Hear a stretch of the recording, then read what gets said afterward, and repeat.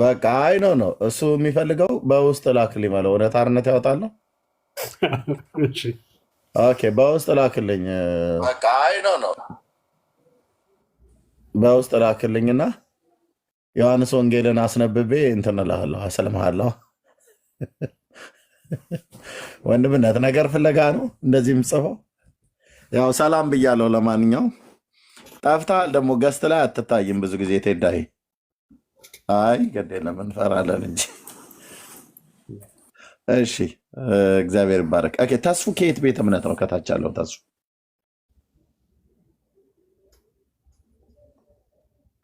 እኔ ይላችሁ ማይክ ዘግታችሁ ቁጭ የምትሉ ስንጠራችሁ የማትመልሱ ብሎክ ነው የማደርጋችሁ። ከየት ቤተ እምነት ነው ብዬ ስለ ዝም አትበል። ተስፉ ከታች ያለው ኦኬ። እንደዚህ የምታደርጉ ከፍታችሁ አይ ክርስቲያን ነን ብላችሁ ካላችሁ ማለት ትችላላችሁ።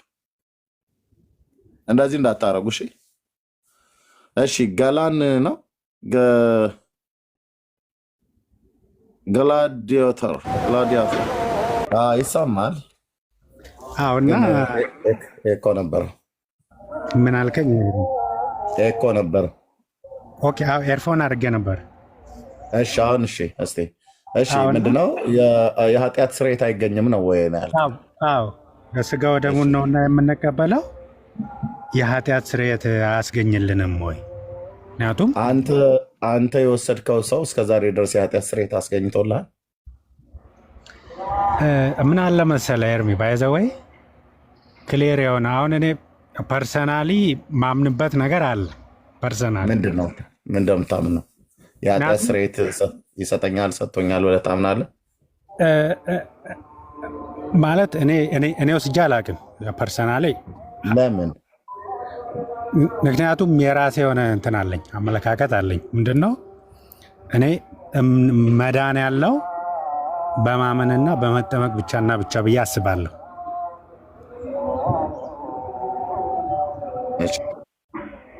ግን ምናልባት ከቁርባን ኮንሰፕት አንጻር ሲታይ አሁን ስጋና ደሙን ነው እና የምንወስደው የክርስቶስ ትክክለኛ ስጋ የክርስቶስ የምንወስደው አትበል። አንተ አትወስድም። አንደኛ የኃጢአት ስርየት እንደማይሰጥ ስለምታምን ነው። ሁለተኛ ወይ ስርዓቱን ስለምትንቀው። ቆይ መናቅ ሳይሆን ኖርማል የዛ ፓርት ነኝ፣ ግን ጥያቄ ስለሚፈጥርብኝ በፍጹም ወስደው ባልወሰድከው ነገር ላይ ጥያቄ ይፈጥርብኛል አትበል። ያልወሰድክበት ምክንያት የኃጢአት ስርየት እንደሚሰጥህም ስላላመንክ ወይ ስለምትንቀው ስርዓቱን ነው እንጂ የኦርቶዶክስ ክርስቲያን ሆነ እንዴት ቅዱስ ቁርባን እስከዛሬ ያልወሰድክም? አይ እኔ በስንት ዓመት ነው የተጠመቅከው? ለምሳሌ በ40 ቀን ነው። በ40 ቀን እሺ።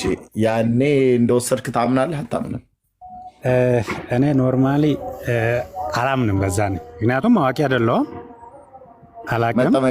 መጠመቅህንስ ታምናለህ አታምንም? ተነግሮኝ ነው። በምን ላቅ እችላለሁ? መጠመቅህን ማለት ቤተሰብ ነው የነገረኝ።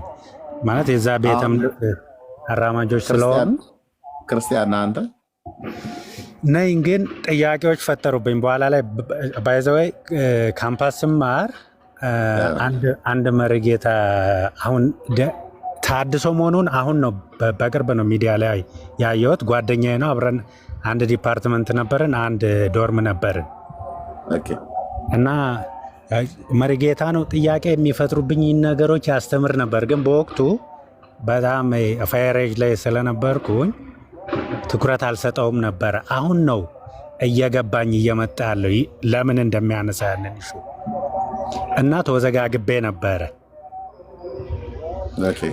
አሁን ላይ ግን ኖርማል የእናንተንም ትምህርት መከታተል ከጀመርኩ በኋላ መጽሐፍ ቅዱስንም በተቻለኝ መጠን አነባለሁ። የተጻፉ መጽሐፍቶችንም እያነበብኩ ሲሄድ ምናልባት እውነታው እየተገለጠልኝ መጣ ማለት ነው። ቀድሞም በነበረህ ጥርጣሬ ላይ በደንብ እንደ መጽሐፍ ቅዱስ ትክክል የሆነውና ትክክል ያልሆነውን መለየት ጀመርክ ማለት ነው። ልክ ነው። ግን መጀመሪያም አሁን ቤተክርስቲያንም ሄጄ ኖርማሊ ሳስቀድስ በግዕዝ ነው አይገባኝም ኤቭሪቲንግ እና ነፍሴ ማለት ኢየሱስ ለምንድን ነው የማይሰበከው የሚል ጥያቄ አለ ውስጤ ኖርማሊ ይፈጥርብኛል። ማለት እዛ ጋር የሚባለውንም ሰምቼ አይደለም ወጣው። አንደኛ ስርዓቱም እንግዲህ እንደምታውቀው ነው። ተቀምጠው እንኳን ወንጌል ተሰብከ ስለ ኢየሱስ አዳኝነት ተነግሮ ምናምን አይደለም የምትወጣው። ስለዚህ እዛዛ ላይ ጥያቄዎች አሉኝ። ኖርማሊ እየተጠራጠርኩ ነበር የምኖረው እና ትንሽ አሁን ያለውም መርጌታውም ያልኩህ በኋላ በፊት ካምፓስ እያለው ይነግረኝ የነበረው ነገር አሁን ደግሞ ትንሽ ማቹሪቲውንም እያመጣው ሲሄድ መጽሐፍ ቅዱስም ሳነብ ቲክቶክ በተለይ ቲክቶኮች ላይ የሚተላለፉ ነገሮችን እየተማርኩኝ ሲሄድ እውነታው እየተገለጠልኝ መጣ እና ግን ጥያቄ አሁን እዚህ ጋር እንደ ስርዓት ማለት ከዛ ቤተ እምነት አልወጣውም። ኖርማሊ ግን እንደ ስርዓት እኔ ባልቀበለም ግን ሃይማኖቷ እያደረገች ያለችው ነገር ምናልባት ልክ ይሆናል ወይስ አይሆንም የሚለውን ክላሪፋይ እንድታደርግልኝ ነው። የኔን አቋም ግን እነግርሃለሁ። እኔም መዳን በኢየሱስ ነው ብዬ አምናለሁ። በአብ በወልድ በመንፈስ ቅዱስ ነው ብዬ አምናለሁ እኔ ፐርሰናሊ። ኦኬ ቴንክ ወንድማችን፣ ጥሩ ጥያቄ ነው የጠየቀው። መጠየቅም ያለበት ጥያቄ ነው። እንግዲህ በካምፓስም እያለው ከካምፓስም በኋላ አሁን ቀድሞም ላይ የነበረህ ነገር ይመስለኛል መጽሐፍ ቅዱስን ማንበብ ስለጀመርክ የእግዚአብሔርን ቃል ስታቅ ወይ ደግሞ ቅድም ደጋግም የጠራው መርጌታ እሱም ከነገረህ የተነሳ ወይ ደግሞ ሶሻል ሚዲያ ላይ ከሰማኸው ቃል የተነሳ ቀድሞ በውስጥህ ለምንድነው ብሎ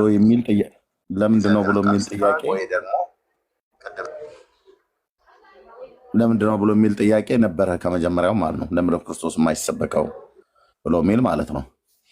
ኦኬ እኔ ይሄኛውን ክርስቶስ እንደማይሰበከው ብሎ የሚለውን ጥያቄህን ጭራሽ የሚያጎላ አሁን ከሰማኸው ወይ ካነበብከው መጽሐፍ ቅዱስን ማንበብ ወይ ደግሞ ሶሻል ሚዲያ አሁን ከቲክቶኩም ከዛ ከመርጌታውን ከነሰማኸው የተነሳ ውስጥ ጥያቄ ሞር መፈጠሩ በጣም ጥሩ ነው። በጣም ጥሩ ነው። ጥያቄ ሲፈጠርባቸው ብዙ ሰዎች ይሸሻሉ። ከዛ ቦታ ላይ አትሽሹ። ጥያቄውን መጋፈጥ በጣም ጥሩ ነው። ታዲያ ሶሉሽኑ ምንድነው? ለጥያቄው በውስጣችን ለተፈጠረ ጥያቄ ተገቢ የሆነ ጥምን የሚያረካ መልስ ማግኘት ወሳኝ ነገር ነው። ወሳኝ ነገር ነው። ብዙ ሰው ጥያቄውን አይምሮ ውስጥ ይዞ ማብሰልሰል፣ የነገሩ እውነተኝነትና ሐሰተኝነት፣ አጥፊነትና ጎጂነት ማውጣት ማውራድ አይፈልግም።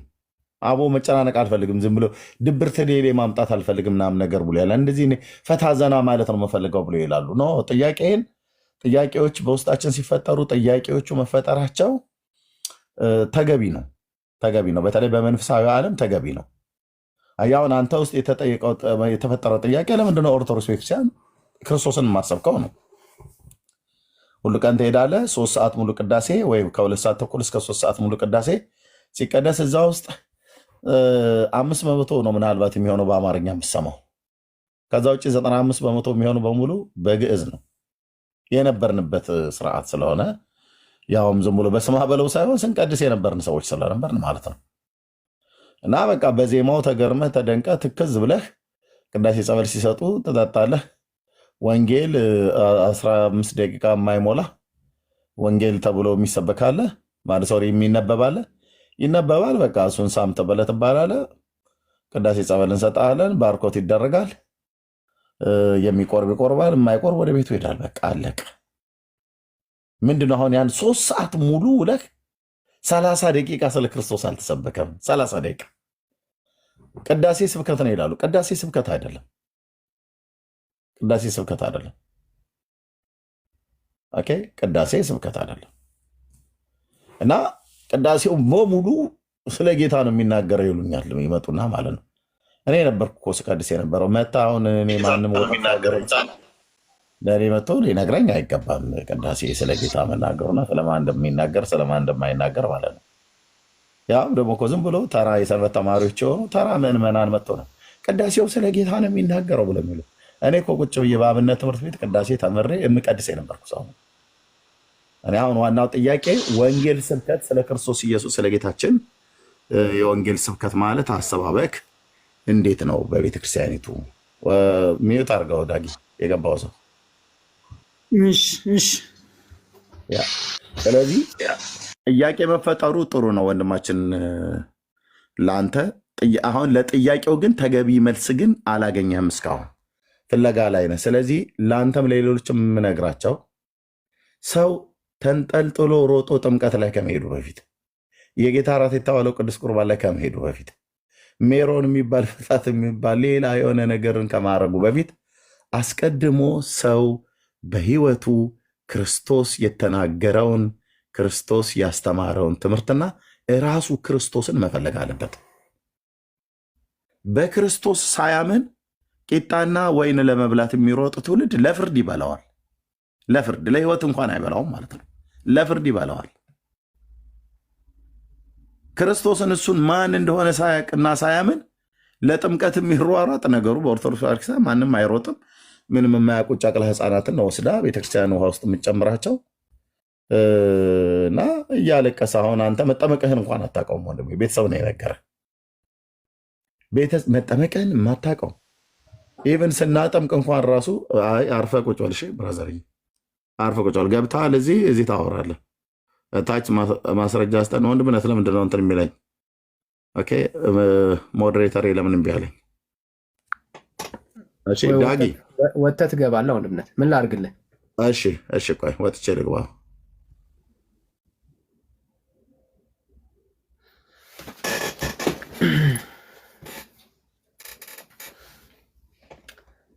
ያ ወገኖች ሼሩ አይኮ በደንብ ታብታብ ይደረግ። ዳጊ ሚውት አድርግ። ጊዜ ሲሰጥ ታወራለህ። ገብተሃል። ኮመንት ላይ ኢንጌጅ ማድረግ አይጠበቅብህም። ሀሳብን ታስረዳለህ። ስለዚህ ዲስትራክት አታርግ። ቁጭ በል በስርዓት ስሜታዊ አትሁን። ታወራለህ ገብተህ። እሺ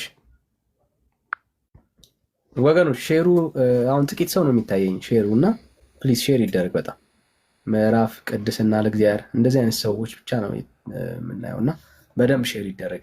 ጸጋ ይብዛላችሁ። እሺ አይዶን አንዳንዴ ሞዴሬተር እምቢ ይለኛል። አሁን እምቢ አለኝ ተመልሼ ስለገባ ችግር የለውም። ግን ምንድነው ዳጊ እዚህ ኖረህ ከታች ኮሜንት መጻፍ የለብህም። አንዳንድ ሰዎች የገባችሁት ልታወሩ ነው አይደል? እስክታወሩ ድረስ ቁጭ በሉ። እኛ እዚህ ስንናገር ሰውን በኮሜንት ኢንተራፕት የምታደርጉ ከሆነ ታች ትወርዳላችሁ። ምክንያቱስ እዚህ የገባው ልታወራ እስከሆነ ድረስ ተራው ሲሰጠ ታወራለህ። ካልሆነ ግን እዚህ ላይ ቁጭ ብለህ ፊት ብለህ ከታች ደግሞ ለህዝብ በኮሜንት ያልሆነ ነገር አትጫጭር ማለት ነው። ኦኬ መረጃ ካለ ማይክ ከፍተህ በኋላ ላይ ጥያቄ አለ ብለህ ብትል መረጃ አለ።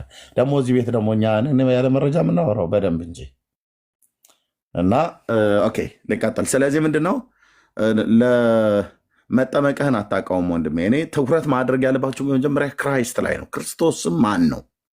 ኢየሱስ ክርስቶስ ማን ነው? የምንበላውን ህብስትና የምንጠጣውን ወይን ከመጠጣታችን ከመብላታችን በፊት ለፍርድም እንዳንበላው፣ ሳይገባህ በልተኸው ለፍርድም እንዳትበላው፣ ሳይገባህ ጠጥተኸው ለፍርድም እንዳትጠጣው። ስለዚህ ማን ነው ክርስቶስ? በመጀመሪያ ሰው የሚያስፈልገው ክርስቶስን ነው። ራሱ ክርስቶስን ነው የሚያስፈልገው። ኦኬ ሁዝ ክራይስት ብሎ ክራይስትን ነው መፈለግ ያለበትና በእርሱ በማመን የሚገኘውን የኃጢአትን ይቅርታ ማግኘት አለበት። አሁን ወንድማችን በኦርቶዶክስ ቤተክርስቲያን እንደማደግ መጠን ስትጠመቅ አታውቅም። ከልጅነትህ ቆርበሃል ወይ ብዬ ስልህ አላውቅም አልከኝ። የ40 ቀን ህፃን ልጅ ሆነ ግን በተጠመክበት ጊዜ ላይ ወንድ ስለሆንክ በዚያን ጊዜ እናቆርበሃለን ብላ ቤተክርስቲያን ወይኑን ዘቢብ ወይን የጭማቂ ወይን ማለት ነው በአፍህ ላይ በትንሽዬ ተደርጎልሃል።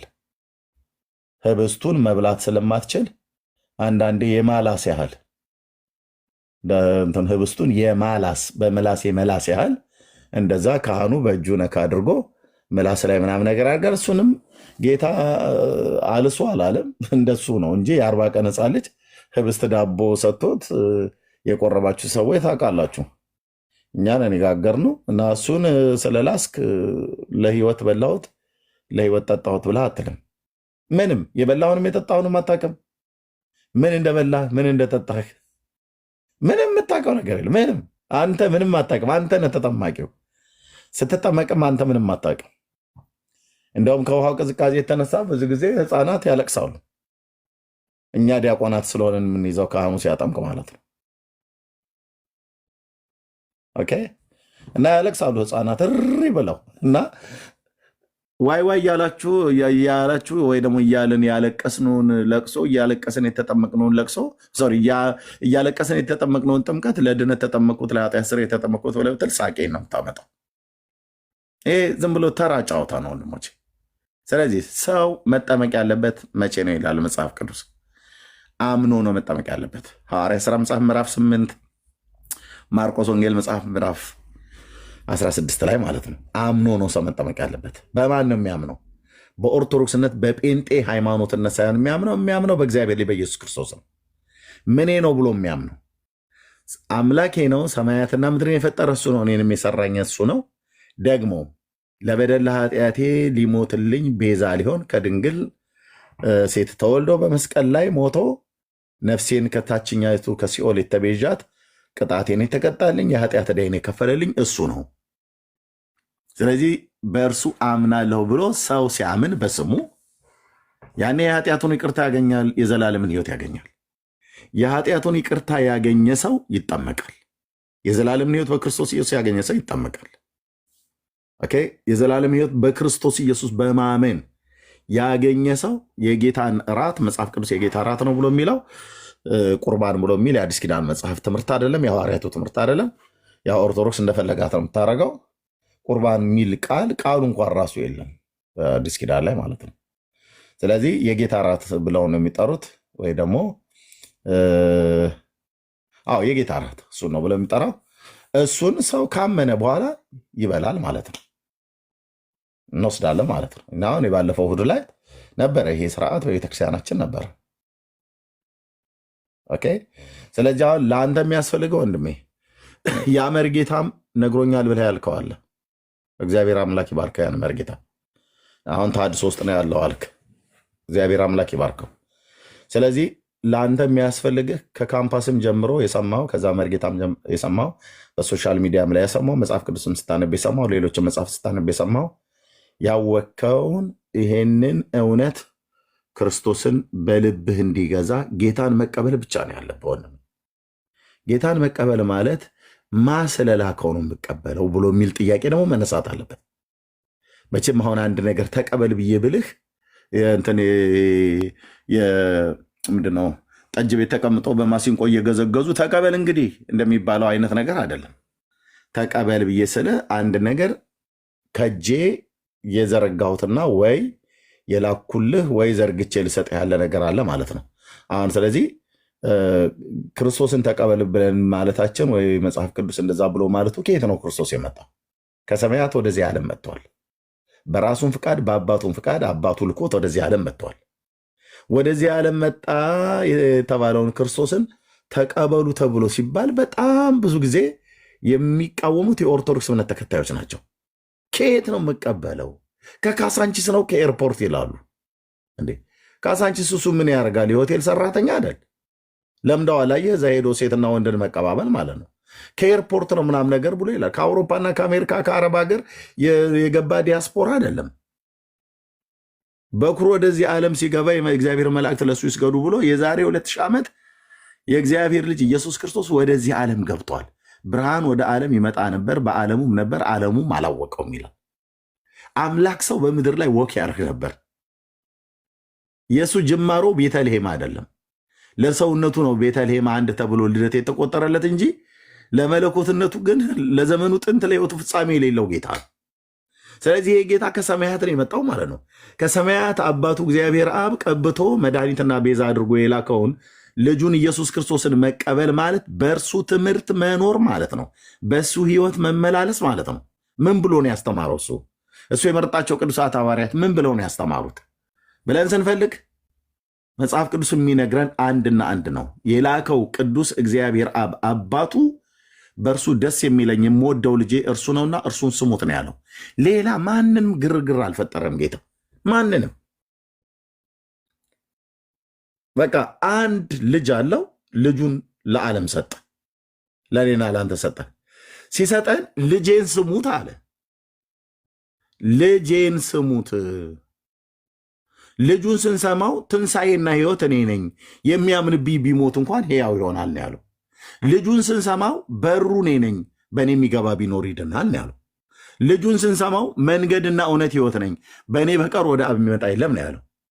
ልጁን ስንሰማው እውነተኛ የበጎች እረኛ እኔ ነኝ፣ ነፍሴን ስለ በጎቼ አኖራለሁ ያለው እሱ ነው። ልጁን ስንሰማው ማንም የተጠማ ቢኖር ወደ እናቴ ይሂድና ይጠጣ አላለም፣ ወደ እኔ ይምጣና ይጠጣን ያለው። ልጁን ስንሰማው ማንም የተራበ ቢኖር ይሂድና ተክለ ሃይማኖት ጋር ይብላ አላለም፣ ወደ እኔ ጋር ይምጣ። እኔ ስጋዬ የህይወት እንጀራ ነው፣ ደሜም የህይወት ምንጭ የህይወት ውሃ ነው። እኔ የህይወት ውሃ ነኝ ብሎ ራሱን ነገረን። ይሄ ስጋዬና ደሜ ብሎ የሚለው ስለ ህብስቱና ስለ ወይኑ አይደለም፣ በእርሱ ስለማመን ያለው ነው። ዮሐንስ ወንጌል ምዕራፍ 6 ላይ የሚናገረው በእኔ የሚያምን ለዘላለም አይጠማም ነው ያለው። በእኔ የሚያምን ለዘላለም ከቶ አይራብም ነው ያለው። ስለዚህ ክርስቶስን በእምነት ስለመብላት እንጂ ህብስቱንና ወይኑን ስለመብላት አይደለም የዮሐንስ ወንጌል ምዕራፍ 6 የሚናገረው። ይህን ብዬ የምለው ህብስቱና ወይኑን በተመሳሳይ ወንጌላት ማርቆስና ሉቃስ፣ ማቴዎስ ላይ የተጻፉ እሱን እያራከስን አይደለም በፍጹም። ግን ሰው ክርስቶስን ሳያምን ስለ ክርስቶስ ሳይሰማ የአብ ልጅ ኢየሱስ አባቱ ምንድን ነው ያለው? የአብ ልጅ ኢየሱስ ራሱ ምንድን ነው ያለው? ይህንን ስብከተ ወንጌል ሳይሰማ ይህንን እውነት ሳይሰማ ሰው ከጥምቀት ልጀምር ብሎ በኦርቶዶክስ ቤተክርስቲያን እንዳልኳችሁ ከማህፀን ልጅን ይቀበላሉ። 40 ቀን ምናምን ነግ ሲሆን ያው ይወለዳል ማለት ነው። ከዛ 40 ቀን ሲሞላው ወንድ ልጅ ወስደው ውሃ ላዩ ላይ ያፈሱበታል። እያለቀሰ ዋይ ዋይ ዋይ እያለ ማለት ነው። በጨርቅ ተጠቅልለው ለክርስትና አባቱ ይሰጡታል ወይ ለክርስትና እናቱ። ከዛ ደግሞ ቶሎ ማልቀሱን አያቆምም ልጁ ስለቀዘቀዘው። ከዛ ለእናቱ ስጧት ይባላል። ጡት አፉ ላይ የእናቱን ጡት እንኳን የማይለይ ይኳል። የፈለገውን ጡት ብታጎርሰው፣ የእንስሳን ብታጎርሰው፣ የውሻን ብታጎርሰው፣ የሰውን ብታጎርሰው፣ ጣትን ብታጎርሰው፣ የራሱን ጣትን ብታጎርሰው መጉረስ የሚችል ምንም የማያውቅ ምንም የማይለይ ለመሳም የሚያሳሳ ልጅ ተጠመቀ፣ ኦርቶዶክሳዊነትን ተቀበለ፣ ጌታን ተቀበለ ምናምን ነገር ብለው ኦርቶዶክሳውያን እኛ ላይ ሙድ ይይዛሉ፣ እራሳቸውን ያታልላሉ። ምን ያውቃል አሁን ወንድ ምን ታውቃለህ? በ40 ቀን ምንም። እኔም በኦርቶዶክስ ሃይማኖት ስርዓት ውስጥ ባደጉ ቤተሰቦች ነው ያደግኩት። ምን አውቅ ነበር? ምንም። ክርስትና አባቴን እኔ ክርስትና አባት ነው ብለውኝ ምንድነው ክርስትና አባት ብዬ ራሱ የገባኝ በኋላ ላይ ሳድግ ነው። ክርስትና አባቴ ለአክፋይ ዳቦ ይዞ ይመጣል። ገጠር ስላደግኩኝ እኔ ዳቦ ለፋሲካ ለገና ምናምን ነገር እኛም ይዘን እንሄዳለን። እነሱ ጋር እነሱም ይዘው ይመጣሉ። በአህያ ጭኖ ከረሜላ ይገዛልን ነበረ ድሮ ሸንኮራ ገጠር ምናምን ነገር እና ሳንቲም ይሰጠናል፣ ወይ ስሙኒ ወይ ሽልንግ ምናምን ነገር 50 ሳንቲም ማለት ነው ይሰጠናል። ወይ ብር፣ 1 ብር ከሰጠንማ በጣም ትልቅ ነው። በቃ ሸንኮራ ከረሜላ ሄድ ገበያውን ሁሉ በሙሉ በጣም ያኔ 10 ሳንቲም እና 5 ሳንቲም ደስታ ከረሜላ ይሆን እንጂ በቃ እሱን ብር ከሰጠን 20 ከረሜላ ገዝተን መቆርጠም ነው። በቃ የማውቀው ክርስትና አባትህ ነው ተብዬ እንዴት ነው የክርስትና ወልድ ወይ ነው ምንም የማቀል ነገር የለም። አበልጅ ተብሎ ማለት ነው። እና ኤርሚያስ ተጠምቀሃል? እኔ ምን አውቃለሁ? እናትና አባቴ የተጠመቀው ሚካኤል ቤተክርስቲያን ነው አሉኝ። እኔ ግን አላውቅም።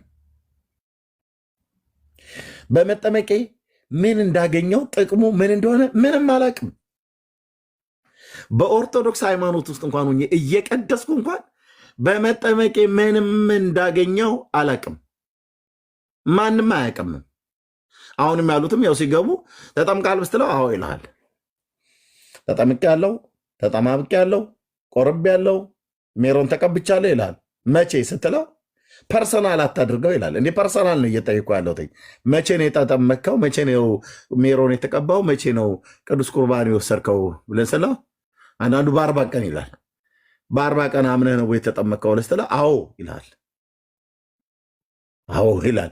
ምንድነው አምነህ ሰምተህ ያመንከው ብለህ ስትል እሱ ላይ በቤተሰብ እምነት ይላል። ቤተሰቡ አምነውለት እሱ ይጠመቅ ብሎ የሚል ጌታችን ያስተማርበትን ክፍል መጽሐፍ ቅዱስ ስጡን። ወይ ሐዋርያቱ ያስተማሩትን ቤተሰቦቹ ይመኑለት፣ በቤተሰቦቹ እምነት እሱ ይጠመቅ ብሎ አለ ጌታ አላለም። ሐዋርያቱ ብለዋል አላሉም? ታዲያ ከና ነው ብሎ የሚሉን ኦርቶዶክስ እንደ ልቧ ናት። እንደ ልቧ ሲያሻት ሐዋርያቱ ቁልፍ እኔ ጋ ነው ያለው ትላለች። በትራቸውም እኔ ጋ ነው ስልጣኑ፣ ቀዳሹም ተኳሹም እኔ ነኝ ትላለች። እያንዳንዱ ይሄ በዓለም ላይ ያለ ህዝብ ሁሉ ለመዳን ካስፈለገ እኮ በኢትዮጵያ ኦርቶዶክስ ቤተክርስቲያን ጥላ ስር ገብቶ መጥቶ መግባት አለበት። ምክንያቱም በዚች ቅድስት ቤተክርስቲያን ጥላ ስር የሌሉ በሙሉ አይድኑም ብላ ጉራዋን ትቸረችርብናለች። ማን ያለው? ማን ያለው? ወንድሞች እናቶቼ፣ ስለዚህ ዓለም ሁሉ በኦርቶዶክስ ቤተክርስቲያን ማመን አለበት። ምን መንግስተ ሰማያትን ለመግባት። ይሄ ነው ሳቄን የሚያመጣው ወንድሜ። መጽሐፍ ቅዱስ ግን ምን ይላል? እግዚአብሔር በዘላለም ሀሳቡ በሰማይና በምድር ያሉትን ሁሉ በፕሮቴስታንትነት መጠቅለል ነው፣ በካቶሊክነትም መጠቅለል ነው፣ በኦርቶዶክስነት ማሸግ ነው አይልም። በልጁ መጠቅለል ነው የዘላለም ሀሳቡ ማለት። ልጁ ያለው ህይወት አለው ነው እንጂ ያለው ኦርቶዶክስነት ያለው ህይወት አለው አይልም። ጴንጤነት ያለው ህይወት አለው አይልም። ስለዚህ በባህር ደሴቶች አሉ፣ በሩቅ አገር ያሉ ስንት ሺህ ቋንቋ እኮ ነው በዚህ ምድር ላይ የሚነገር እና የዘላለምን ህይወት ለማግኘት ተንሱ ለጸሎት ብሎ ሲል አረባዊው እግዚኦ ተሳለን ማለት አለበት በኦርቶዶክስ ስርዓት። በዚች ሃይማኖት ለእኛ መኖር ወገኖቼ እንዴት ማረፍ መሰላችሁ? ቀሚሳም ሁሉ ዝም ብሎኛ ላይ ህዝብ ላይ ሲጮህ ይውላል። ልጁ ያለው ነው ህይወት አለው የሚለው ዘየአምን በወልድ ቦ ህይወት ዘላለም። እኔ የምኖርበት ሀገር የፓስፊክ ውቅያኖስ ነው፣ ትልቅዬ ውቅያኖስ ማለት ነው። በእሱ ላይ የሚኖሩ ስንት ስማቸውን በጠራልህ ራሱ አንዳንዶቹን ጂኦግራፊ ላይ ካልተማራችኋቸው በስተቀር የማታውቋቸው ራሱ ስማቸውን ለመጥራት እንኳን አሁን እዚህ ባህር ውስጥ አለ እንዲህ የሚባል ደሴት ነው ብለህ የምትለው ሰዎች አሉ። አንዳንዱ ላይ 600 ሺህ ሰው ይኖራል። ካርታ ላይ ብትፈልገው አታያቸውም። ውሃ ሆኖ ነው የምታያቸው። በደንብ እንደዚህ ጉግል እያደረግህ ስታደርገው ነው በጣት እንደዚህ እያሰፋ ስትመጣ ነው እዚህም ከሰው አለ ትላለህ።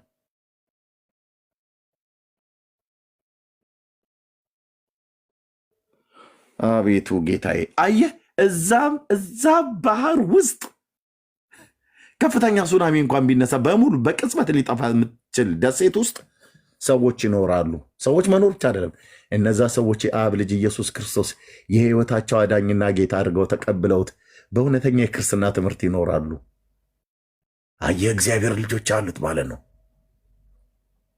በኦርቶዶክስ አስተምሮት ሁሉ ዓለም ሁሉ በዚች በተዋህዶ እምነት ሐዋርያቱ በመሰረቷት በክርስቶስ ደም የተመሰረተ ይችላል እና ዓለም ሁሉ ኦርቶዶክሳዊ መሆን አለበት ለመዳን። ይህ የግብዞች ስብስብ ይባላል ወንድሜ። ዓለም ለመዳን በፕሮቴስታንትነት መሰብሰብ የለበትም። ካናደድኳችሁ በዚህ ክብር ለጌታ ይሁን። የስራው ጠባይ ነው እንደዚህ እግዚአብሔር እንደዚህ ማድረግ ማለት ነው። በካቶሊክነት አይደለም የሚጠቀለለው፣ በፕሮቴስታንትነት አይደለም የሚጠቀለለው፣ በኦርቶዶክስነት አይደለም የሚጠቀለለው። ዓለም በእግዚአብሔር ልጅ ነው ማመን ያለባት። በልጁ ያመነ አይፈረድበትም። በልጁ ያላመነስ ኦርቶዶክስነት ውስጥ ሆኖ ይፈረድበታል። ፕሮቴስታንትነት ውስጥ ሆኖ አኳልኩ ነገ በሲኦል ሊቀቀል ይችላል። ካቶሊካዊነት ውስጥ ሆኖ ነገ በሲኦል ሊነፍር ይችላል አልኩ። በልጁ አያምንማ። ካቶሊክ በሚባል ካታጎሪ የሆነ እምነት ውስጥ ነው ቁጭ ብሎ ራሱንም የሚያታልለው። ኦርቶዶክስ በሚባል ሃይማኖት ውስጥ ቁጭ ብሎ ራሱን ይሸውዳል። ፕሮቴስታንት በሚባል ሃይማኖት ውስጥ ቁጭ ብሎ ራሱ ላይ ቁማር እየተጫወተ ነው ማለት ነው። በእግዚአብሔር ልጅ ነው ማመን ዋነኛ ወንድሜ። እግዚአብሔር የድንኳን ብዛት ጋጋታ አልፈለገም ነበር። እነ ድንኳን ያልኩት እነ ጴጥሮስ እንዳሉት ማለት ነው። 3 ዳሶችን እንሰራለን፣ አንዱን ለሙሴ እሱስ የሚናገረውን አያውቁም ነበር ተብሎ ተጽፏል። እነዚህ እኮ የሚናገሩትን እናውቃለን ብለው የሚሉ ሰዎች ናቸው። ኦርቶዶክስ የሚባል ድንኳን ሰርቶ ልክ ከኦርቶዶክስ ደግሞ ምስራቃውያንና ኦሬንታል ይላል። እግዚኦ ካቶሊክ ዩኒቨርሳል ተብላ ማለት ነው። ሰው ለመዳን በፖፑ በኩል ነው የሚሄድ ያለበት። ሰው ለመዳን ትኬት መግዛት አለበት ብላ እኮ ትኬት ሲሸጥ ነበር ኦርቶዶክስ ማለች ካቶሊክ። እግዚአብሔር በሉተር በኩል መጥቶ ድብልቅልቋን ግልብጥብጧን አውጥቶ እስኪ ጥላት ድረስ ትኬት ትሸጥልህ ነበር። ለመንግስተ ሰማያት መግቢያ ትኬት ግዙ እያለች ማለት ነው።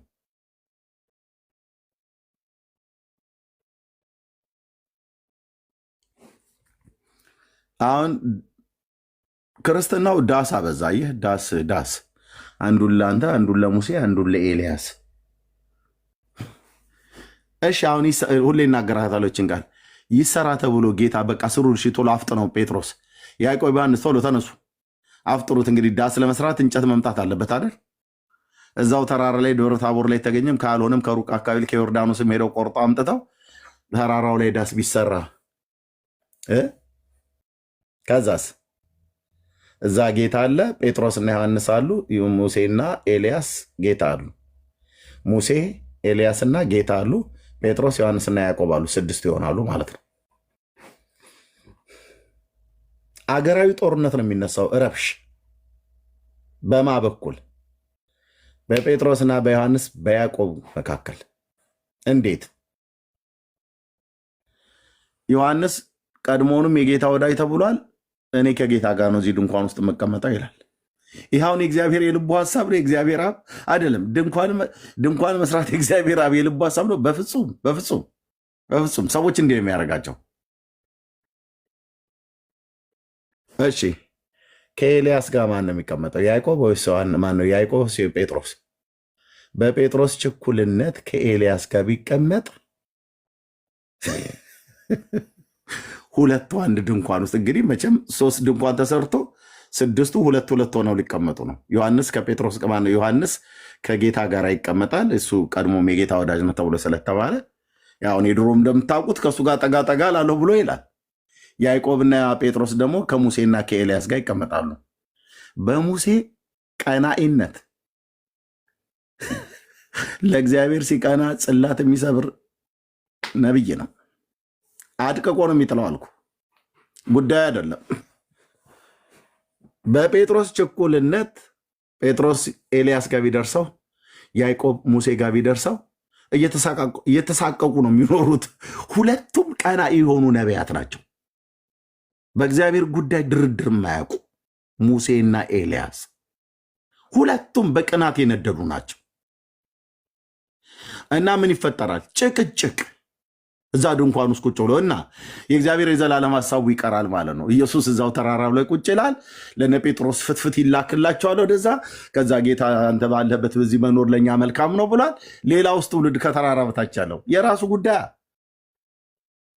ይሄ ምንድን ነው የሚያሳየው? አሁን እነሱንስ ጌታ እዛ በደመና መጥቶ ገና ሲናገር ደመና መጥቶ ጋረዳቸው። በእርሱ ደስ የሚለኝ የምወደው ልጄ እርሱ ነውና እሱን ስሙት።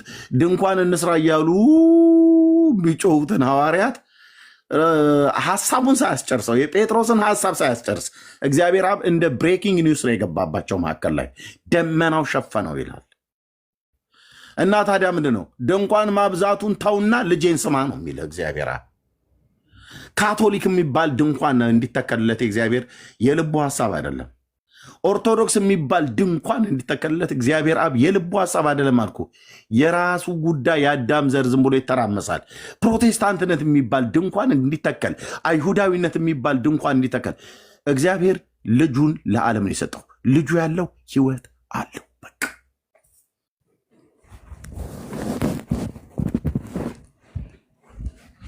እደግመዋለሁ። የእግዚአብሔር አብ የልቡ ሐሳብ ይሄ ነው። አሁን ብዙ ሰው ልጁ የለውም፣ የእግዚአብሔር ልጅ የለውም። የሃይማኖት ተቋም ግን አለው። ማን የሃይማኖት ተቋም ይኖርህ ብሎ ያለው? ልጁ ሳይኖርህ የሃይማኖት ተቋም ቢኖርህ ምን ይፈይድልሃል? ምን ይፈይድልሃል?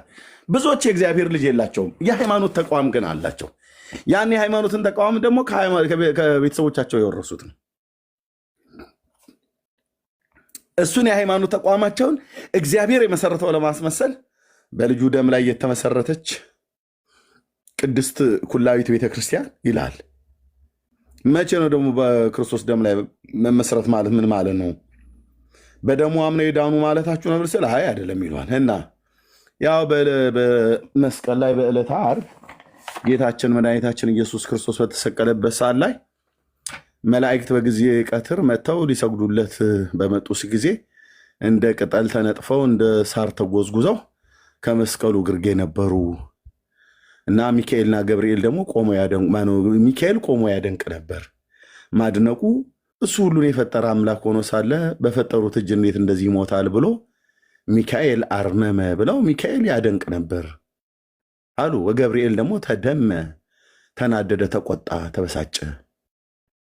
ለምን ቢሉት አመሰቀልዎ አይሁድ ለጊዜነ፣ ጌታችንን አይሁዳውያን በሰቀሉት ጊዜ ገብርኤል ተቆጣ፣ ተናደደ። ሚካኤል ደግሞ ፈጣሪያቸው ሆኖ ሳለ ሁሉም ማድረግ ሲችል ማጥፋት ሲችል እሱ ቆሞ ያደንቅ ነበር። ከዛ ነፍሱን ከሰጣ በኋላ ደሙ ያው ከሰውነቱ መስቀል ላይ ይፈስ ነበር። ሚካኤል ቆሞ ሲያደንቅ፣ ገብርኤል ሲቆጣ፣ ኡራኤል ደግሞ በጽዋ ይዞ ደሙን ይቀዳ ነበር ይላል። እንደዚህ ከጎኑም ከአካሉ በግራ በቀኝ የሚፈሰውን በብርሃን መነሳነስ መጥቶ ይኸው ድርሳነ ኡራኤል፣ ይኸው ድርሳነ ኡራኤል። ያኛው ሕማማተ መስቀል ላይ የሚናገረው፣ ይሄኛው ደግሞ አያደንቅምም አይናደድም። ኡራኤል ደም ይቀዳል፣ ገብርኤል ግንፍል ግንፍል ይላል፣ ሚካኤል ደግሞ ምልክ ምናምን ነገር እያለ ይል። ይሄ ሁሉ ማን ብሎ የሚል በመላእክቱ ላይ ሁሉ እንደዚህ የምትቀልደው ማናት? ኦርቶዶክስ። እና ሚካኤል ደሙን ቀዳውና በጽዋ በብርሃን መነሳንስ ሆኖ በጽዋ ቀዳውና ሲሞላው ጌታችን ራሱን ቢለው ጥሩ ነው። ይሄን ደም ወስደህ ለእናቴ ርስት በሰጠኋት ሀገር በምድረ ኢትዮጵያ ላይ ከናግራና አውራጃ ጀምረህ እርጫው ኢትዮጵያ ላይ ብሎ አለው። ሌላ ሀገር ላይ እንዳትረጭ።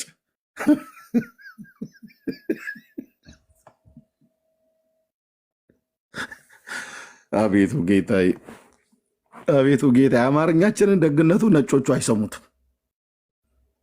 እኛው እርስ በርስ እዚሁ እንፎጋገርልህ እንጂ ጨጓራዬን ልትልጣው ነው እንደ አንተ ሰውዬ። እንዲህ አይነት ተረት እና ጌታችን ደሙን ይዘህ ሂድ። ወዴት? ወደ ኢትዮጵያ ፍጠን፣ ገስግስ አለው። ናሄድና ከትግራይ ናግራን አውራጃ ጀምረህ ደሙን እርጨው አለው። በሰሜን በሸዋ፣ በጎንደር፣ በጎጃም፣ በትግራይ እና በኤርትራ እንደዚሁም በሸዋ፣ በወሎ፣ አርሲ ሁሉ፣ ባሌ፣ በገሙ ጎፋ፣ በወሎ፣ በሲዳሞ ክፍለ ሀገር ላይ ሁሉ እርጫው ብሎ ይኸው ድርሳነ ኡራኤል። አቤቱ ጌታዬ። ከዛስ ደሙ ሩፋኤል ሲረጫው ደሙ በተፈናጠቀበት ቦታ ላይ እቺ ቅድስት የሐዋርያቱ ቤተክርስቲያን በዛ ላይ ተመሰረት ይችላል። ለዚህ ነው በደሙ የተመሰረተ ቤተክርስቲያን ብለው የሚሉት። እኔ የምላችሁ ያኔ ቅዱስ ገብርኤል ሲረጨው በኢትዮጵያ ምድር ላይ እንግዲህ ክፍለ ሀገራቱን ሁሉ ቆይ እንዳላበላሸው ክፍለ ሀገሩን እንዳልጨምር መጨመር መቀነስ አይቻልም። ኤርሚያስ እንደተጻፈው ታነባለህ፣ አንብብ። ካላነበብክ ወሬ እያወራብን ነው መባል ያለብኝ። የት አለ ወይ? በጎጃም በጎንደር የት ነው ደግሞ የተረጨው?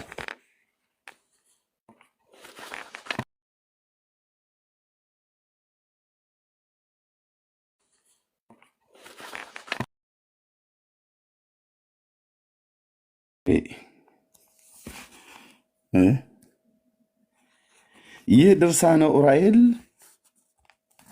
በኢትዮጵያ ላይ በየጊዜው በየዘመኑ ይፈጸም ዘንድ ያለውን ትንቢታዊ ኃይለ ቃልና ለኢትዮጵያም የተሰጣትን ብሩህ ተስፋ አካቶ የያዘ ሲሆን እመቤታችን ድንግል ማርያም በስደቷ ጊዜ ልጇን ሕፃኑን ኢየሱስን ይዛ ከምድረ እስራኤል ወደ ምድረ ግብፅ ከዚያም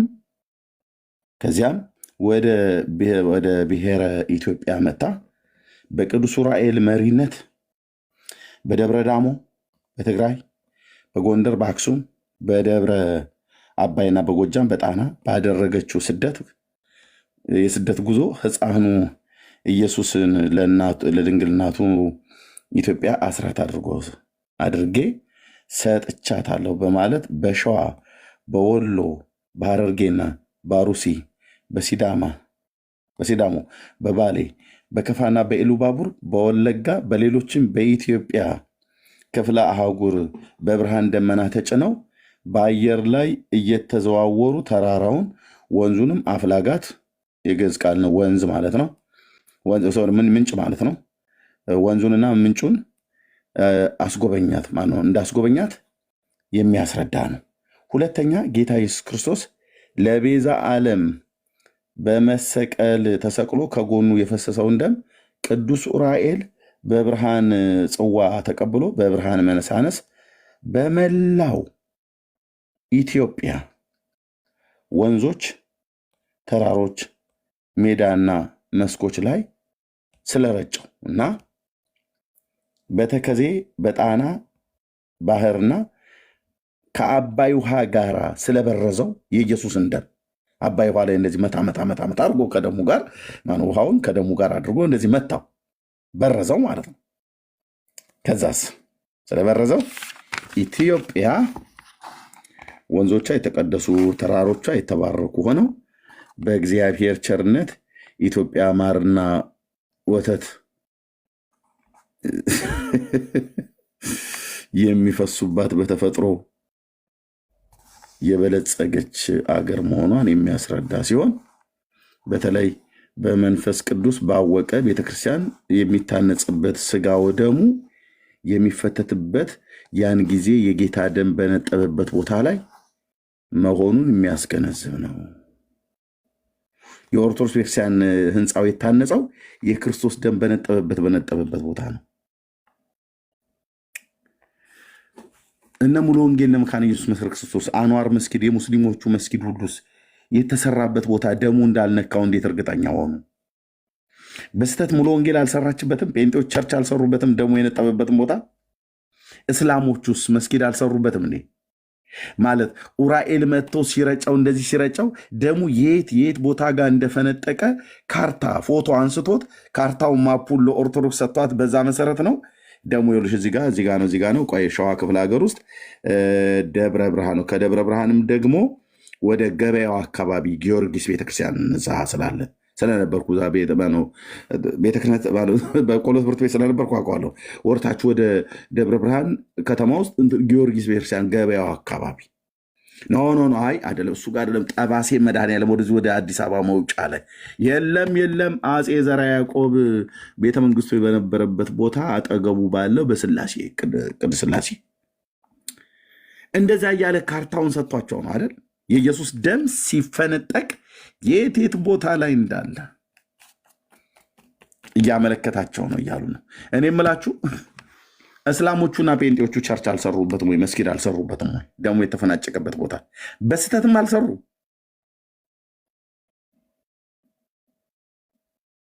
እንዲህ እየተባለ ነው ምድራችን ላይ የሚቀለደው። ከአባይ ውሃ ጋር በጥብጦት የክርስቶስን ደም ስለበረዘው ይላል። አባይ ወዴት ነው ታዲያ የሚፈሰው? ወደ ግብፅ።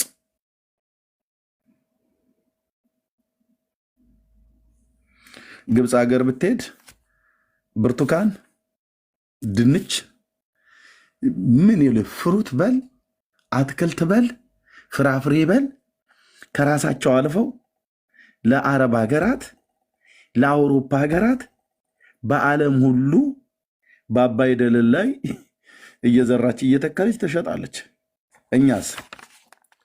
እኛማ እንዲህ ይሉናል፣ ኢትዮጵያ ማርና ወተት የሚፈሱባት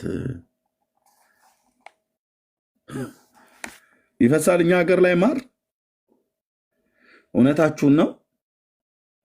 ማር ፈሰስ አይደል? ቀበና ማር ነው የሚያፈሳው። ዋቢ ሸበሌ ማር ነው የሚያፈሳው። ባሮ ገናሌ አባይ ማር ነው የሚያፈሳው አይደል? አዋሽ ማር እየያዘ ነው አይደል? የማር ደለል ነው አይደል የሚፈሳው? ወይስ እኛ ልታናድዱ እንፈልጋችሁ ነው? የት አካባቢ ነው ኢትዮጵያ ላይ ማር የሚፈሰው? ይሄ ከጎጃም ክፍለ ሀገር ላይ ከየገበሬው በእውነት 3-4 ቀፎ ውስጥ እየተለቀመች ምትመጣ ማር በስልቻ ተጭኖ ወደ ስለመጣ ጎጃም የማር ሀገር ተብሎ ሲባል ከኢትዮጵያ ከሌላው ክፍለ ሀገር ማር የሚገኘው እዛ ሆነ ተባለ እንጂ እንዴ ብራዘር፣ በጎጃም በገበሬው ጓሮ በቦይ ውስጥ ማር እኮ የሚፈስ አይነት ነገር እኮ የሚያስመስሉት። ማር እንደዚህ የሚፈስ ከሆነ ለምንድን ነው ማር ውድ የሆነው? የወተቱን ነገር ተወርሳው ወተት እንደዚህ የሚፈስባት ብለው አይደል ያሉት? አዲስ አበባ ውስጥ እኮ ንጹህ ወተት እኮ አታገኝም፣ እግዚአብሔር የሚፈራ ሰው ካልሆነ በስተቀር።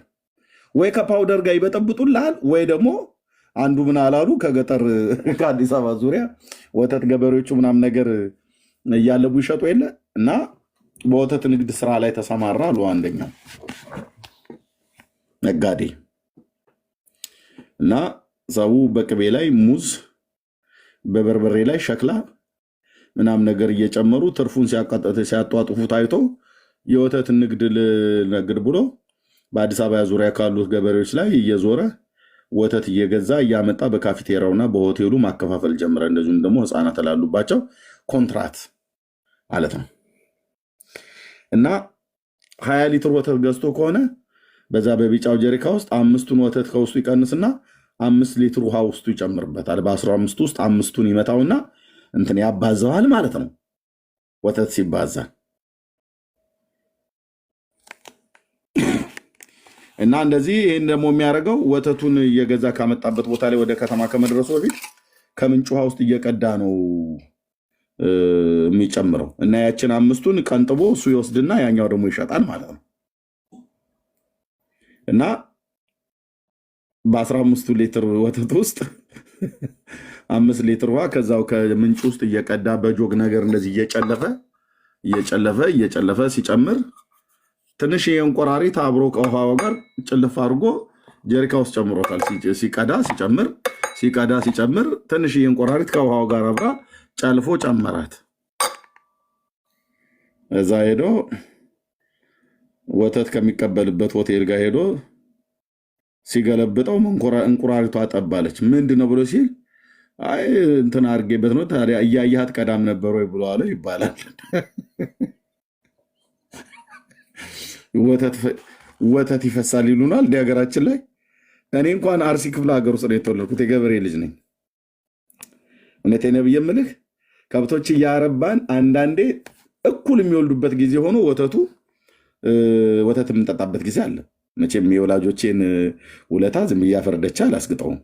3 እና 4 የሚታለቡ ላሞች በሚኖሩ ሳለ በተከታታይ አንዴ ከወለዱ በቃ እንጠጣለን። ከንገሩ እስከ ወተቱ እስከ እርጎ እስከ አሬራው እስከ አጓቱ ድረስ እንጠጣለን፣ ይሰጡናል። ደግሞ አንድ የማይወልዱበት ጊዜ አለ፣ ወተቱ ሙሉ በሙሉ ጥፍት የሚልበት ጊዜ። ከዛስ ላማ ላይ በሰማይ ወተቷንም አላይ እያልን ዋሽንታችንን ይዘን እየዘፈንን እንጉርጉሮ ነው፣ ወተት ጠፍቶ ማለት ነው። እና ወተት የሚፈስ ከሆነ እኔ 40 ጉጉ ውስጥ ነው የተወለድኩት። 5 ጅረት ወንዞች አሉ እዛ አካባቢ ላይ። አንድ ቀን እነዛ 5 ወንዞች ወተት ሲያፈሱ አይቻለቅ። ግነት፣ ውሸት። ወተትና ማር የሚፈሱባት ምኗ አላሉም። ወንዞቿ የተቀደሱ ተራሮቿ የተባረኩ ሆነው በእግዚአብሔር ቸርነት ኢትዮጵያ ወተትና ማር የሚፈሱባት። እኔን አታታሉልኝም። እሺ ምናልባት የት ነው ሁሉም ጋር እንኳን ባልሄድ በአካል ባልሄድም ማለት ነው።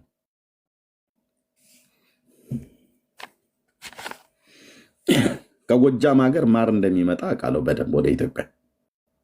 ጎጃም በማር ይታወቃል። ጣዝማ ማርም ይታወቃል። ከዛ አሁን ታዲያ ከጎጃም ወደ አዲስ አበባ ማር ሲገባ ፈሰሰ ነው የሚባለው፣ ወደ ቤት ፈሰሰ ነው የሚባለው። ከየዳው ገበሬ ቤት ተለቃቅሞ የመጣ ማር ነው። እሱ ውስጥም አንድ መዓት ስኳር ተጨምሮበት ገበሬውም ሳይሆን አንዳንድ አሁን ገበሬው እግዚአብሔርን እንኳን ይፈራል።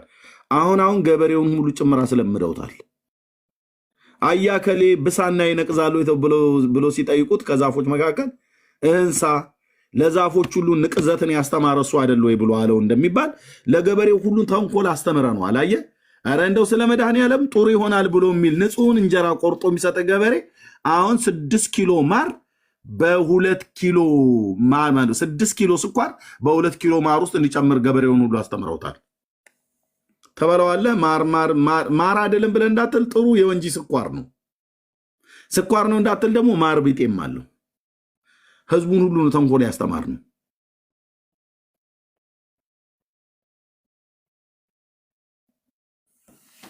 አሁን ይሄ የተሰበከው አቤት 41 ላይ እዛው 41 ላይ ገጽ 41 ላይ ተአምር 2 ላይም እንደሚለው እዛው ላይ ከክርስቲያን በቀር እዛች ሀገር እንደማይኖር ይናገራል። 42 ቁጥር 3 ጀምሮ ምዕራፍ 2 ቁጥር 3 ጀምሮ ማለት ነው። ገጹ 41 ላይ 41 41 ላይ አሁን በአቡነ ጳውሎስ አሁን የታተመው ነው። ኖ ምዕራፍ 2 ነው ያልከው? ምዕራፍ 2 ቁጥር 41 ገጽ 41 ገጽ 41 ቁጥር 3 ጀምሮ ምዕራፍ 2 ስንት ቁጥር ስንት? ቁጥር 3 በዚያች ሀገር ውስጥ ሳያዩኝ የሚያምኑ ብዙ ሰዎች ቅዱሳን አሉ። በጠቅላላው የኢትዮጵያ ሰዎች ሁሉም በወንጌል ትምህርት ያምናሉ ነው የሚለው። በጠቅላላው የኢትዮጵያ ሰዎች ሁሉ በወንጌል ሁሉ የምትለውን ያዛዝ በወንጌል ያምናሉ። ውረድ የታች ቀጥል። እግዚኦ አንተ እንደው ሌላም አለ። እንዴ እኮ ስታነቡ ምንም ፊደል እንኳን አትዘሉም። ለምን እንደማዘሉት እስኪ እየዘለላችሁ አንብቡ። አሁን ሁሉም ጋር ለምን አይነው ቆመ? እኛንስ ለምን ታጠራጥረን? አሁን የኢትዮጵያ ሰዎች በሙሉ በወንጌል ያምናሉ ማለት ነው። ጉድ ነው። እሺ በእነዚህ አገሮች ሁሉ እስከ ዓለም መጨረሻ ስምሽን ሲመሰገን ይኖራል።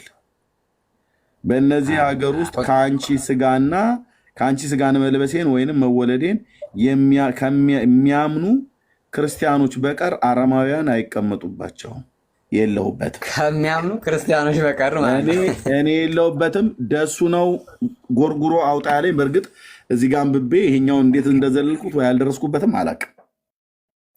ጸሐፊው ኦርቶዶክስ ናት። ድርሳነ ዑራኤል ዘወርሃ ታኅሳስ ገጽ 43 ላይ ደሱ ነው እዚህ ጦስ ውስጥ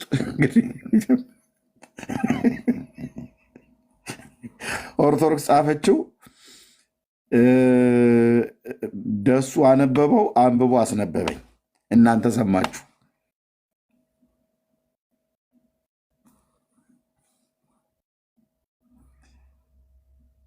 በዚህ ሀገር ውስጥ ከአንቺ ስጋን መልበሴን ወይንም መወለዴን ከሚያምኑ ከክርስቲያኖች በቀር አረማውያን አይቀመጡባቸውም ይላል። አረማውያን ማለት አሕዛብ ማለት ነው። እንግዲህ ጠይቀል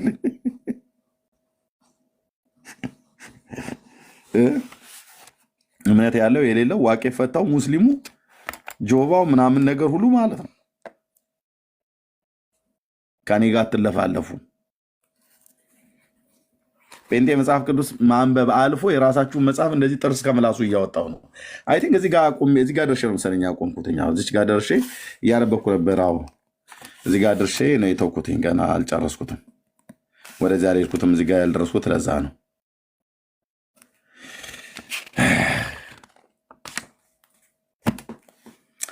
ይኸውልህ ክርስቶስን መስበክ ትተው እንዲህ አይነት ትምህርት ነው የሚሰብኩት። ክርስቶስን ስበኩ ብለትን ኡራኤል በጽዋው ደሙን ቀርቶት ምናምን ነገር ቤተክርስቲያን የነጠበበት ከዛ ቦታ ላይ እሱ አይደለም የሚያስፈልገው። ወንድሞች እናቶች፣ በክርስቶስ ኢየሱስ በጌታችን እመኑና ከዘላለም ጥፋት ዳኑ። ከነዚህ መጽሐፍቶች ወንድሞች እናቶቼ ለዘላለም ራቁ፣ ለዘላለም ሽሹ። አይጠቅሟችሁም።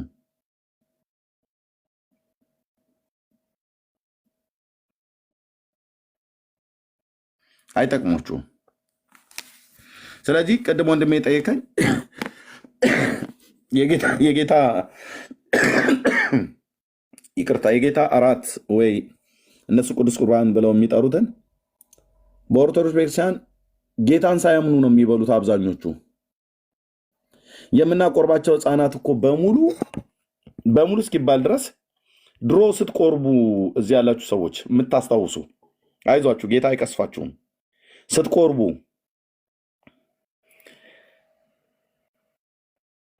እኛ ዲያቆናት የምንሰጣችሁን በማንኪያ በእርፈ መስቀል ወይ በማንኪያ የሰጠናችሁን ጠጥታችሁ ካፋችሁ ውስጥ ያለውን ነገር እንደዋጣችሁ አስመስላችሁ አውጥታችሁ የተፋችሁ 77 ቁጥር ጻፉልኝ። 77 ቁጥር ጻፉልኝ። እኔ ራሱ ዲያቆን ሳልሆን በፊት ፍልሰታን ሳስቀድስ ተፍቻለሁኝ። ምን እንዳዋጡኝ አላቅማ።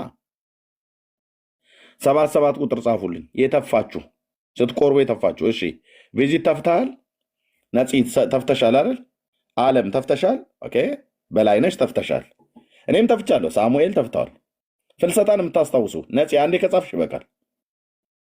አንዴ ከጻፍሽ ይበቃል። ነፂ ንግስትዬ፣ ንግስት ፋንታዬ ተባረኪ እህትዬ።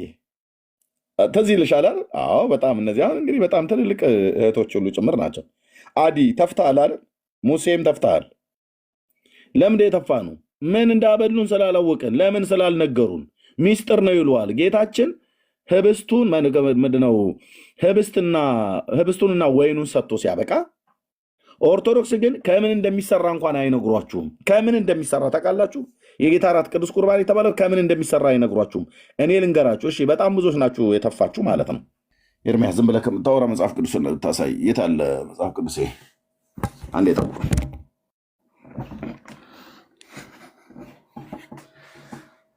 አቤቱ በቆላሲያስ መልእክቱ ላይ ቅዱስ ጳውሎስ ምን ይናገራል? ስለእናንተ በሎዶቅያ ስላሉትና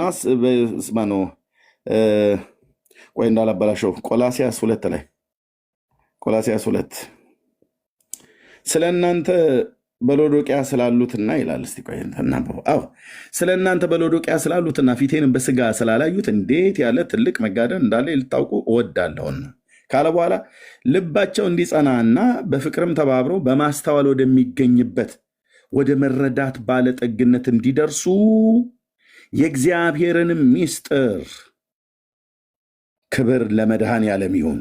የእግዚአብሔርንም ምስጢር እርሱንም ቂጣውና ወይኑን እንዲያውቁ አይደለም ያለው፣ ክርስቶስን እንዲያውቁ እጋደላለሁ።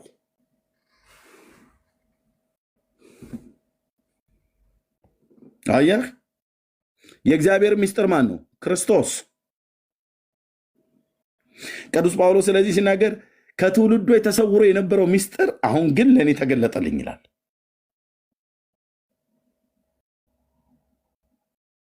ምስጢር ይሄ ነው እንጂ መገበሪያ ቤት ያለ የስንዴ ዱቄት አይደለም። በማየቃ የሚባለው በገንቦ ውስጥ ያለ ውሃ አይደለም። ወይ ቤተልሔም ውስጥ ያለ ህብስቱን የምንጋግርበት መጋገሪያ ምጣድ አይደለም። ክራይስትን እንዲያውቁ እጋደላለሁ ያለው ምክንያቱስ የተሰወረ የጥበብና የእውቀት ሁሉ መዝገብ በእርሱ ነውና ማንም በሚያባብል ቃል እንዳያስታችሁ ይህን እላለሁ ይላል። የተሰወረ የጥበብና የእውቀት ሁሉ መዝገብ በእርሱ ነውና በማ የእግዚአብሔር ምስጢር በሆነው በክርስቶስ። እና ጳውሎስ መጋደል ለምንድን ነው? መጋደሌ የአይሁድን ሃይማኖት ለማስፋፋት አይደለም፣ ኦርቶዶክስን ለማስፋፋት ጴንጤነትን ለማስፋፋት አይደለም። ትውልድን ማን እንዲያውቁ ይላል? ክርስቶስን እንዲያውቁ እጋደላለሁ። ምክንያቱም እሱን ማወቅ የዘላለም ሕይወት ነውና እውነተኛ አምላክ የሆንከውን አንተን የላከውንም ልጅህን ኢየሱስ ክርስቶስን ያውቁ ዘንድ ይቺ የዘላለም ሕይወት ናት ብሎ ስለተባለ፣ ስለዚህ ብዙዎች ክርስቶስን ሳያውቁ ህብስት ሰጧቸው፣ እያወጣን ተፋን። እዚህ እንኳን ያለን ስላላወቅን ማለት ነው። ምን እንደሰጡን አናቅም፣ ስላልነገሩን። ምን አለበት ቢያዘጋጁ ማለት ቢነግሩት፣ ለህዝቡ ቢነግሩት የጌታ እራትን ወይ ደግሞ ቅዱስ ቁርባን የሚባለውን የምንሰራው ከስንዴ ነው። ስንዴው ተፈጭቶ ተጋግሮ እርሾ የሌለበት። እንደ ጌታ እኮ አይሁድ እኮ ከመራራ ቅጠል ጋር የሚበሉት በግብፅ ሳሉ ፋሲካን ሲሰራላቸው ከመራራ ቅጠል ጋር እኮ የሚበሉት ቂጣን እኮ ነው አንስቶ የሰጣቸው። ከማዕዱ ላይ እኮ ከሚበሉበት ፋሲካ ከሚበሉበት ላይ ከዛው እሱ ራሱ እየበላ ካለበት ላይ ከዛው አንስቶ ይህ በደሜ የሚሆን አዲስ ኪዳን ነው ብሎ ወይኑን ሰጣቸው። እዛ ይህ በደሜ የሚሆን ስጋዬ ነው ብሎ ይህ ደግሞ ለአዲስ ኪዳን የሚሆን ስጋዬ ነው ብሎ ደግሞ ቂጣውን እንካችሁ ብሎ ቆርሶ ሰጣቸው ይላል። የአይሁድ የሚያዘጋጀው ከምንድን ነው? እህትየው እዚህ ያለሽ አይደል? ከምንድን ነው የሚያዘጋጁት? እስካሁን ድረስ ያዘጋጃሉ፣ ይበላሉ። እብራዊት መቼም የዘንድሮቹ ሞልቃቆች ነው ከጤፍ እንደማያዘጋጁት እርግጠኛ ነኝ። ከምንድን ነው የሚያዘጋጁት? የፋሲካን ቂጣ ከምንድን ነው የሚያዘጋጁት? ከ12 ደቂቃ አሁን አለ ማጻ የሚባል ግን 12 ደቂቃ ካልሞላ ሊጥ እንደገና ሀሳ የሚባል ቅጠል አለ፣ እንቁላል። እህሉ ምንድን ነው ያልኩሽ? የገብስ ዱቄት ነው የሚያደርጉት አይደል? እንቁላል አሁን ከየት አመጡ? ቶራ ላይ እንቁላል አለ ነገሩ። አሁን የእስራኤላውያን መጠየቅ ቶራን አስቀንጥረው ጥለው እንቁላል አለ። አሁን መጽሐፉ ላይ ቶራው ላይ እንቁላል እኮ የለም። የለም። አይ የራባኔ እንቁላል፣ ስኳር፣ ማር ምናምን ነገር እየጨመሩበት ማለት ነው። ህጉ ግን ምንድነው ብሎ የሚለው ከመራራ ቅጠል ጋራ ቂጣውን እንዲበሉ ነው። ቂጣው የገብስም ወይ የስንዴም ይሆናል። ከዚህ ውጭ የለም። የእህል ቁርባን ይቀርብ የነበረው በሙሉ የእህል ቁርባን ይቀርብ ነበር በብሉይ ኪዳን መስዋዕት ማለት ነው። ለዚህ ነው የእህል ቁርባንም የተባለው ብሉይ ኪዳን ላይ ነው። የእህል ቁርባን ለደህንነት መስዋዕት ነው ምናምን ነገር ይቀርባል ዘሌዋውያን ላይ ማለት ነው። ስንዴ እና ገብስ፣ በተለይ ስንዴ ይቀርባል። ኦኬ። እና ሰው በክርስቶስ ሳያምን ቂጣ በልቼ ድናለሁ ብሎ ይላል። በመጀመሪያ እርሱ ማን እንደሆነ ሳታውቅ ቂጣውን ብትበላው ራሱ ለፍርድ ነው የምትበላው፣ ለህይወት አትበላውም፣ ለፍርድ። ቂጣ ብዬ ስል የፋሲካው ቂጣ ነው ብሎ የሚለው የቂጣ በዓል ነው የሚባለው። ሲባልም ራሱ 7 ቀን ይበሉታል።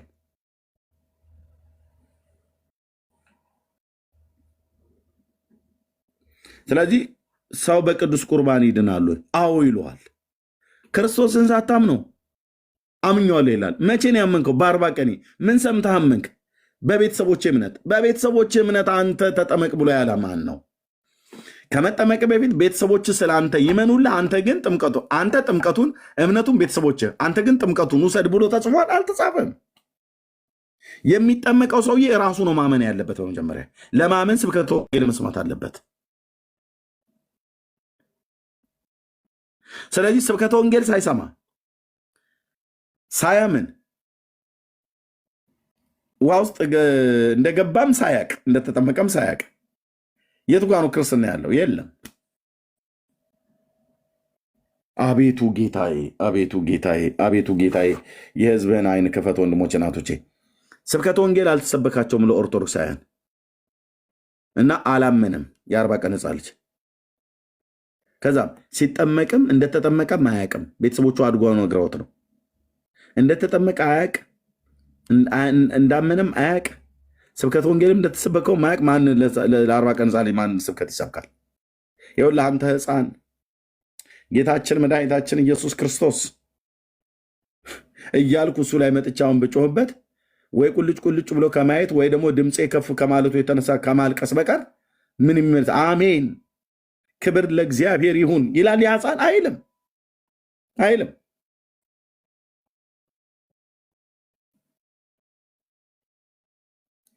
ስለዚህ ደህንነታቸው ከየት ነው የጀመረው? ከየትም አልጀመረም። ደህንነት ግን የሚጀምረው ከምንድን ነው? ከመስማት። መስማት ምን ያመጣልሃል? እምነት። እምነት ከመስማት ነውና፣ ከዚህ ከሰማህ በኋላ ታምናለህ። ስለማን ነው የምትሰማው? ስለ ክርስቶስ። ከዛስ ክርስቶስ የእግዚአብሔር ልጅ ነው ብለህ ታምናለህ። ክርስቶስ ኢየሱስ ጌታዬ ነው ብለህ ታምናለህ።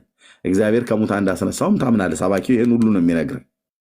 በስሙ ንስሐና የኃጢአት ይቅርታ እንደሚገኝም ታምናለህ። ከዛ ካመንስ በኋላ ትጠመቃለህ። ፕሮሲጀሩ ይሄ ነው።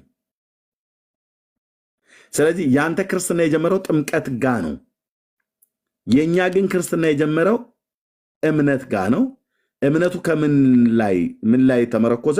መስማት ላይ። መስማቱስ በእግዚአብሔር ቃል ላይ ማለት ነው። እዚች ጋር እንደዚህ አንድ ልማድ አለች። እንቺን ጫር ጫር ላርግና ላሳያችሁ።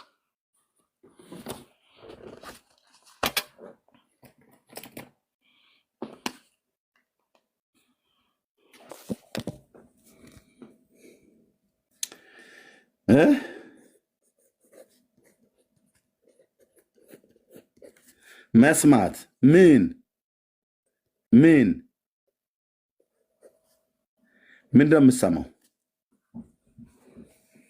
ምንድነው የሰማኸው? ቀጥሎ ሊመጣ ነው ምን? እምነት።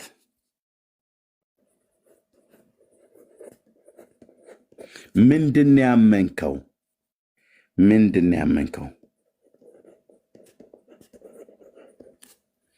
ምንድነው ያመንከው?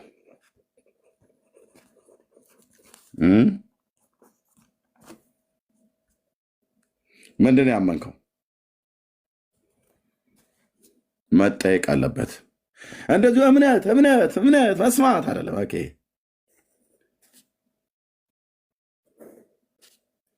ምንድን ያመንከው? ይሄ ሳይመለስ ጥምቀት ጥምቀት ጥምቀት ጥምቀት አትበለኝ። እዚህ ጋር ጥምቀት ጥምቀት ጥምቀት እዚህ ጋር ከመምጣታችን በፊት መስማት ከመስማት ይጀምራል። ምንድን ነው የሰማው? በኦርቶዶክስ ምንም። ምንድን የሰማኸው? ምንም። በኦርቶዶክስ ማለት ነው። በኦርቶዶክስ ምንም። ምንድን ነው ያመንከው? በኦርቶዶክስ ምንም ምንም። ለምን ምንም ትላለህ ኤርሚያስ? እነሱ እግዚአብሔር እያመኑ ብለህ ካልከኝ እኔ ጥንቱ መነሻው ላይ ነው የሚሄድልህ። በኦርቶዶክስ ወንድ ከሆንክ በ40 ቀንህ ወይ በ80 ቀንሽ፣ እዚህም እምነቱ በ40 ቀንህ ወይ በ80 ቀንህ። እሺ ለወንዶቹ በ40 ቀን፣ ለሴቶቹ በ80 ቀን። በ80 ቀን ሴቷ በ80 ቀንሽ፣ ወንዱ በ40 ቀንህ። ምንድን ነው የሰማው? ምን አልኩ? መልስ ምንድን ነው የሚሆነው? እውነተኛ ከሆንክ ምንም ምንም ምንም አልሰማህም። እሺ ታምናለህ እየስልህ እንዴ? አዎ እንዴታ አምናለሁ እኔ የተዋህዶ የቁርጥ ቀን ልጅ ተፈጽሞ ፈጣሪ ምናምን ነገር ብለህ ትላለህ። ኦኬ አምናሃል? አዎ። ምንድን ነው ያመንከው? መቼ? የ40 ቀንና የ80 ቀን ልጅ ሆነ። እውነቱን እንነጋገር ብዬ የ40 ቀንና የ80 ቀን ልጅ ምንድን ነው ያመንከው? ምን ብዬ መልሱ ምንም ምንም አላመንክ። ምንም። እግዚአብሔርና አብ ወልድ መንፈስ ቅዱስም ለብትለኝ እንኳን የአብ የወልድ መንፈስ ቅዱስም አይደለም ወንድም፣ እየተረጋጋ። የእናትህ ስም ያኔ በቀለች ከሆነ አታውቀውም። በቀለች መሆኑን አታውቀውም። እንኳን እግዚአብሔር ልታውቀው ቀርቶ አታውቀውም በቀለች መሆኑን። አባትህ አደፍርስ ከሆነ የአቶ አደፍርስና የወይዘሮ በቀለች ልጅ መሆንን እንኳን አታውቅም። እንኳን የአብ የወልድ መንፈስ ቅዱስን ስሙን አውቀህ በስሙ ልትታመን ቀርቶ ምንም ምንም። እሺ ምንም ሳሰማ ምንም ሳታምን እና ከጥምቀት ጀመርክልኝ የኔ አንበሳ። እሺ ስትጠመቅስ መጠመቅህን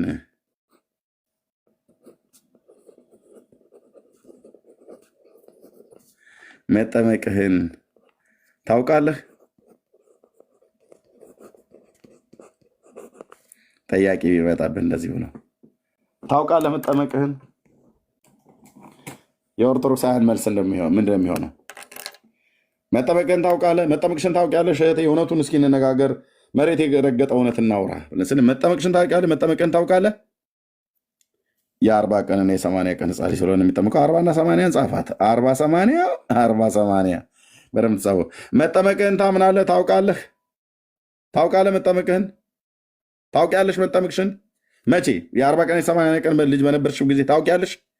እውነቷን እንነጋገር ከተባለ ህሊናችሁ ላይ ካልተኛችሁ መልሱ ምንድን ነው የሚሆነው? መልሱ ምንም አላውቅም።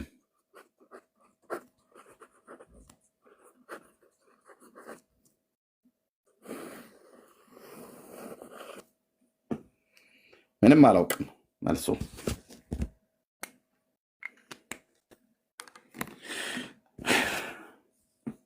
እውነቱን ነገር ከተባለ ምንም አታውቅም። ስለዚህ ይህንን ራሳችሁ ጴንጤዎች ፈጥራችሁ ስታመጡ በመጀመሪያ መስማት፣ ከዛ ማመን፣ ከዛ መጠመቅ ምናምን ነገር ብሎ ይሄ እናንተ እኮ ጴንጤዎች እኮ ምናፍቃኖች ናችሁ እንደዚህ እኮ ያስቀመጣችሁት ብለህ እንዳትለኝ። ይህንን ትምህርት ያስቀመጠ አንድ ከጌታ ቀጥለን ስሙን የምንጠራው የአዲስ ኪዳን ሐዋርያ ጳውሎስ ይባላል። ይህን ትምህርት እንደዚህ እንደ ጋሬጣ አስቀምጦት የሄደው ጋሬጣ አይደለም ትምህርቱ፣ ለሃይማኖተኞች ጋሬጣ የሆነ ነው። ይህንን ሮሜ መልክ መጽሐፍ ምዕራፍ 10 ላይ ጠቀሰው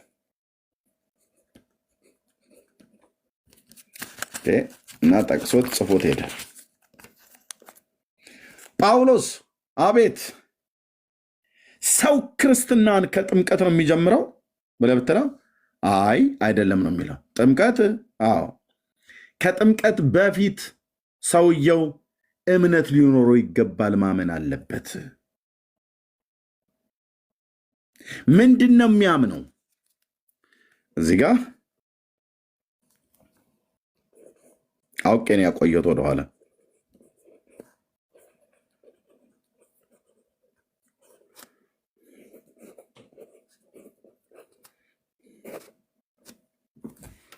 እሺ ጳውሎስ ሰው መጠመቅ አለበት? አዎ።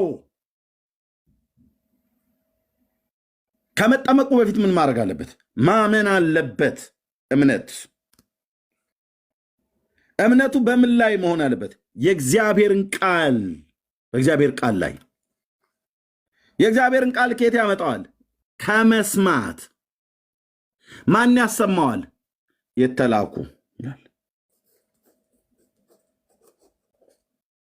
የተላኩ ሰባኪዎች ማለት ነው። አበለሻሻው እኮ ጳውሎስ በጣም ነው አበለሻሽቶት ሄደው። የዘንድሮ ሃይማኖተኞችን ትምህርታቸውን ዶጋመድ የሚከት ነገር ነው ሰርቶት ሄደው። እሰይ አላበለሻቸውም። የሃይማኖተኞችን ትምህርት ነው የሚያበላሸው እንጂ እውነተኛ የሆነችዋን ወርቅ የሆነውን ትምህርት ነው ተናግሮ የመጣው። ስለዚህ ሰው በመጀመሪያ ምን አለበት? ምን መሆን አለበት? ከመጠመቁ በፊት ማመን።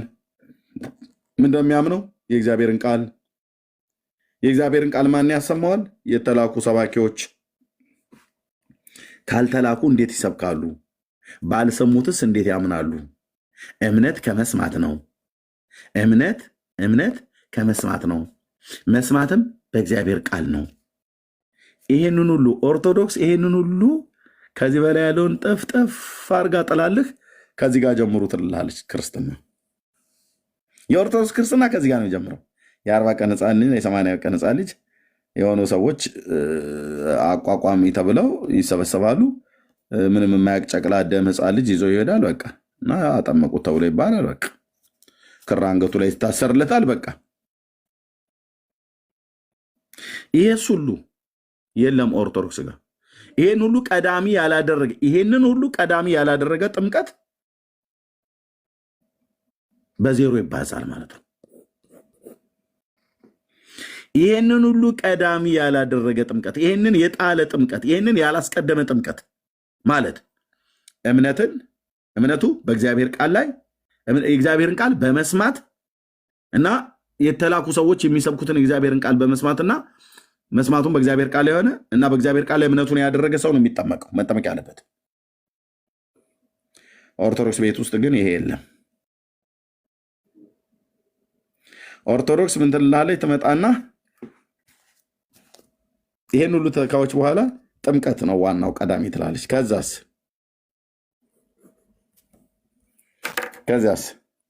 ከጥምቀት ቀጥሎ ምን ትላለች? እዛው ጋር ጥምቀቱን አያይዞ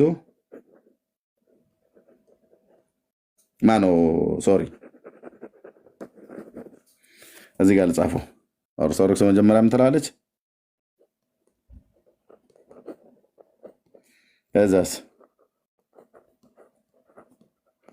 ከዛስ እዛ ቆይተ ደግሞ ነው እዚህ ጋር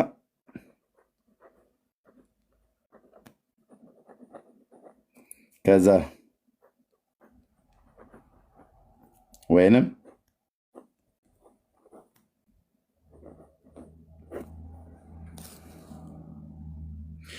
ይሄንን ሁሉ ተትቶ ቀዳሚ ጥምቀት በኦርቶዶክስ፣ ከዛስ ሜሮን፣ ከዚያስ ቁርባን፣ ከዛ በዘመን ሁሉ ደግሞ መልካም ስራ ትባላለህ። አንድም አሰራ አንድም በስራዬ የትሆን መግቢያ እያልክ መዝሙርኛ ላይ ታላዝንብናለህ። ከዛስ ስትሞት ደግሞ ያው ተስካር፣ መቼ የዕለቱ ጉዞ ፍታት፣ እዛ 12 አለ ይበሉልሃል። አንተ ሲኦል ትበላለህ፣ እዚህ በአንተ ስም ይበሉልሃል። እዛ የዕለቱ ጉዞ ፍታት አለ 12 አለ። ባቄላና ስንዴ ይቀቀላል። አንተ ስንዴ ይቀቀል ባቄላ ይቀቀል የለም። አንተ ሲኦል እየተቀቀልክ ነው። ነፍስ ከስጋ ከወጣች በኋላ ለሰው አንድ ጊዜ መሞት፣ ከዛ በኋላ ፍርድ ተመደበበት። ጫርክ ማለት ነው። እናትህ ነጠላዋን አዘቅዝቀው ጥቁር አንገል ልብስ ከላይ ለብሰው ነፍስ ይማር እንግዲህ ጥሩ ልጅ ነበር ልጆት፣ ጥሩ ልጅ ነበር ደግ ልጅ ነበረች። እንደ አይቻታለሁ፣ እንደ ገራገር ነበረች፣ እንደ ፍልቅልቅ፣ እንደው ግን ምን ነካት ይለዋል። መጠው ደግሞ ይመጡና ምንድን ነው ያገኘሁት? ልጆትን ምን አገኘበት ብሎ ልክ ያህያውና የእንትኑ አንተ እኮ ሄዳል። እዚህ ንፍሮ ይቀቀልልሃል አልኩ ገና ከዕለትህ ጀምሮ። አንተ እዛ ጋኔን ይቀቅልሃል በሲኦል። ክርስቶስን እምቢ ብለህ ሄደሃላ። መድኃኔዓለም ክርስቶስ ምስክሬ እኮ ነው አልኩ። ጨካኝ ለተባሉ ለአጋንንት ሰራዊት ተላልፈህ ትሰጣለህ። ንስሐ አባት አንድ ቀን ዞር ብሎ እቤት መጥቶ ውሃ ነው ረጭቶ ሄደው። አንድ ቀን ዮሐንስ ወንጌል መጽሐፍ ምዕራፍ 1 ቁጥር 14 ክርስቶስ ኢየሱስ በስጋ መጣ ብሎ የመጣበትን ምክንያት አንድ ቀን ነግሯቸው አያውቅም። አንድ ቀን አንተም ጠይቀው አያውቅም። አባቴ ይፍቱኝ ብለህ ግንባርህን ታስመታለህ፣ ወይ በእጃቸው ወይ በመስቀል ቸብቸብ ያደርጓል። በቃ ቡራኬዎት ይድረሰኝ ብለህ ትላለህ። ዋነኛው እግዚአብሔር አብ ቀብቶ የላቀው የሊቀ ካህኑ የኢየሱስ ክርስቶስ ቡራኬ እንዲደርስ አትፈቅድም። ቃል እግዚአብሔር ሲነግሩ ትቃወማለህ፣ ትሳደባለህ፣ ትራገማለህ። ኢየሱስ ተብሎ ሲባል ጫወታ ቀይሩ ትላላችሁ። እና ንፍሮ ይቀቀልልሃላ። ማራ እግዚኦ ለነፍሳ ምናምን ነገር እያሉ ይሉላል። አንተ የለም እኮ ሄደሃል፣ ላትመለስ ማለት ነው። እችን ዓለም ለአንዴና ለመጨረሻ ጊዜ ለቃት ጥርግ ብለህ ሄደሃል። ሞት በሚባል ሰረገላ ተጭነህ ሄደሃል። እዛ ተሰብስበው መጣ እሰይ መጣ፣ የተዋህዶ አንበሳ መጣ እሰይ እያለ ተክለ ሃይማኖት ተቀበለው። እንዲህ በ24 ታኅሳስን 24 ጥሩ አድርጎ ነበር የሚደግስ የነበረው። እንዴት መሰለ ማለፊያ የመሰለ የዶሮ አይን የመሰለ ጠላ ነበር ይጠምቅ የነበረው ቅዱስ ገብርኤል። ይሄ ልጅ የኔ ወዳጅ ነው በሉ አስገቡት እያለ እዛ እነሱ ለአንተ አጋፋሪ ሆነው ካስገቡህ እኔ የክርስቶስ አገልጋይ አይደለሁም አልኩ። አትገባትም። እና እዚህ ንፍሮ ይቀቀልልሃል፣ አንተ በሲኦል ትቀቀላለህ። የዕለቱ ቀን ማለት ነው። ጉዞ ፍታት አለ። ከዛ 7 ምንድነው 12 አለ። ዕለቱ አለ፣ ጉዞ 12 አለ። ከዛ 40 ደግሞ ይወጣልሃል ማለት ነው እኮ እዛ 40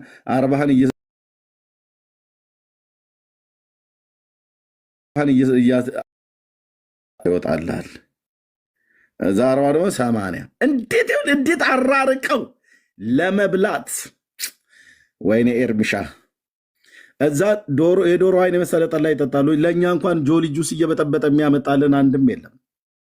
ጌታ ይባርክን የሚሉት እነ ብራዊት እየመጡ እህቶቻችን ቸርችም ሲመጡ እኮ እኔ አንዳንዴ እስቲ ብሶቴንም ጭምር ልናገር እንዴ እናንተዬ ቤንቴ እኮ ሲመጡ እህትዬ ሁላችሁም እኮ ስትመጡ ባዶ እጃችሁን ነው መጽሐፍ ቅዱስና ማስታወሻ ደብተር እስክሪብቶ ይዛችሁ ብቻ ነው የምትመጡት። የኛ እህቶች እዛ እኮ መጽሐፍ ቅዱስ አይዙ፣ ማስታወሻ ደብተር አይዙ፣ እስክሪብቶ አይዙ።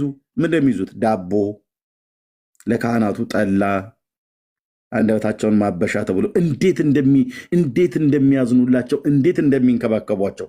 እኛ ይኸው በአስማት የቆመ ፓስታ መስለናል፣ ደርቀን ማለት ነው።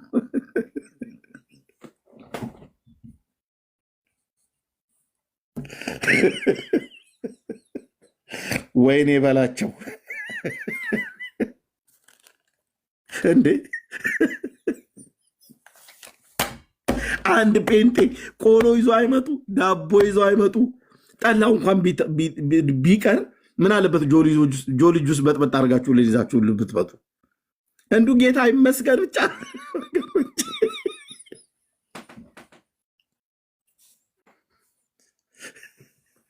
እዛ እኮ ከዛ ደግሞ እዛ ምን ይመጣላል? ክርስትና ካለ ክርስትና ይመጣላል።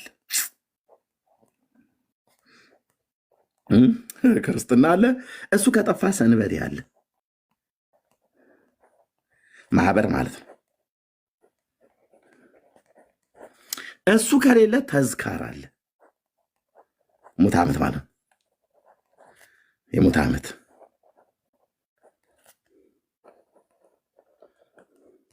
እኛስ ጋር ምንም የለም። ምንም ዝለለው ኤርሚያስ፣ እኛ ጋር ምንም የለም። ኢየሱስ ጌታ ነው ብቻ ይልሃል። ጴንጤ ከራራልህ ካፌ ወስዶ አንድ ማኪያቶ ያጠጣሃል። በቃ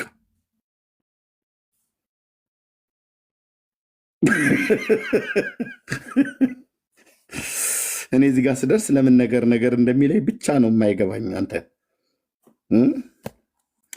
እና አላለቀም እኮ ምንድነው እያወራ ያለሁት? አላለቀም። ጉዞ ፍታት አለ። እኛ ጋር ጉዞ ፍታት የለም፣ መኝታ ፍታት የለም፣ ምንም ነገር የለም።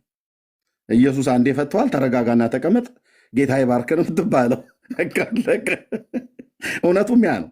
እውነቱም ያ ነው። ጉዞ ፍትሃት እዛ 7 ማን ነው? አንዳንድ ቦታ ላይ 7 አለ። አይ ቲንክ ይመስለኛል 7ኛው 7ም የሚያደርጉ አሉ። ከዛ 12 ግን የ7ቱ አለ ተዋት፣ ብዙ ጊዜ አይደረግም። 12 አለ። 12 40 አለ። 40 80 አለ። 80 ሙት ዓመት አንደኛው ዓመት አለ። ከዛ 2 ዓመት አለ። ከዛ 3ኛ ዓመት ተብሎ ይደገስላል።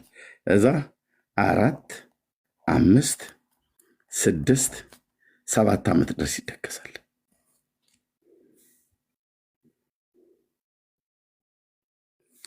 ለቤተሰብህ ሰርተኸው የሄድከው ጥሪት እያንዳንዷ ለአንተ ይሄ ሁሉ የሚደረግልህ ለምንድን ነው? ነፍሱ ከሲኦል ወጥታ ወደ መንግስተ ሰማያት እንድታርፍ ትራንስፈር እንድትደረግ። እውነትህን ነው። እውነትህን ነው ወንድሜ፣ እውነትህን ነው። በራሳቸው መጽሐፍ ላይ እምድህረ ሞቱ ለሰብ አልቦቱ ንስሐ ይላል። ማለት ሰው ከሞተ በኋላ ንስሐ የለውም ይላል። ንስሐ ከሌለውስ ይሄ ሁሉ እየደገሱ እየፈተፈቱ ያበሉት ሁሉ በሙሉ እንዳለ ኪሳራ በኪሳራ ሆነህ ነፍስ በዘላለም እሳት ውስጥ ትቀቀላለች ማለት ነው። አሁን መምረጥ ያለብህ ወይ ኢየሱስን ምረጥ ወይ ይህን መንገድ ምረጥ። ወይ ኢየሱስን ምረጪ ወይ ይህን መንገድ ምረጪ።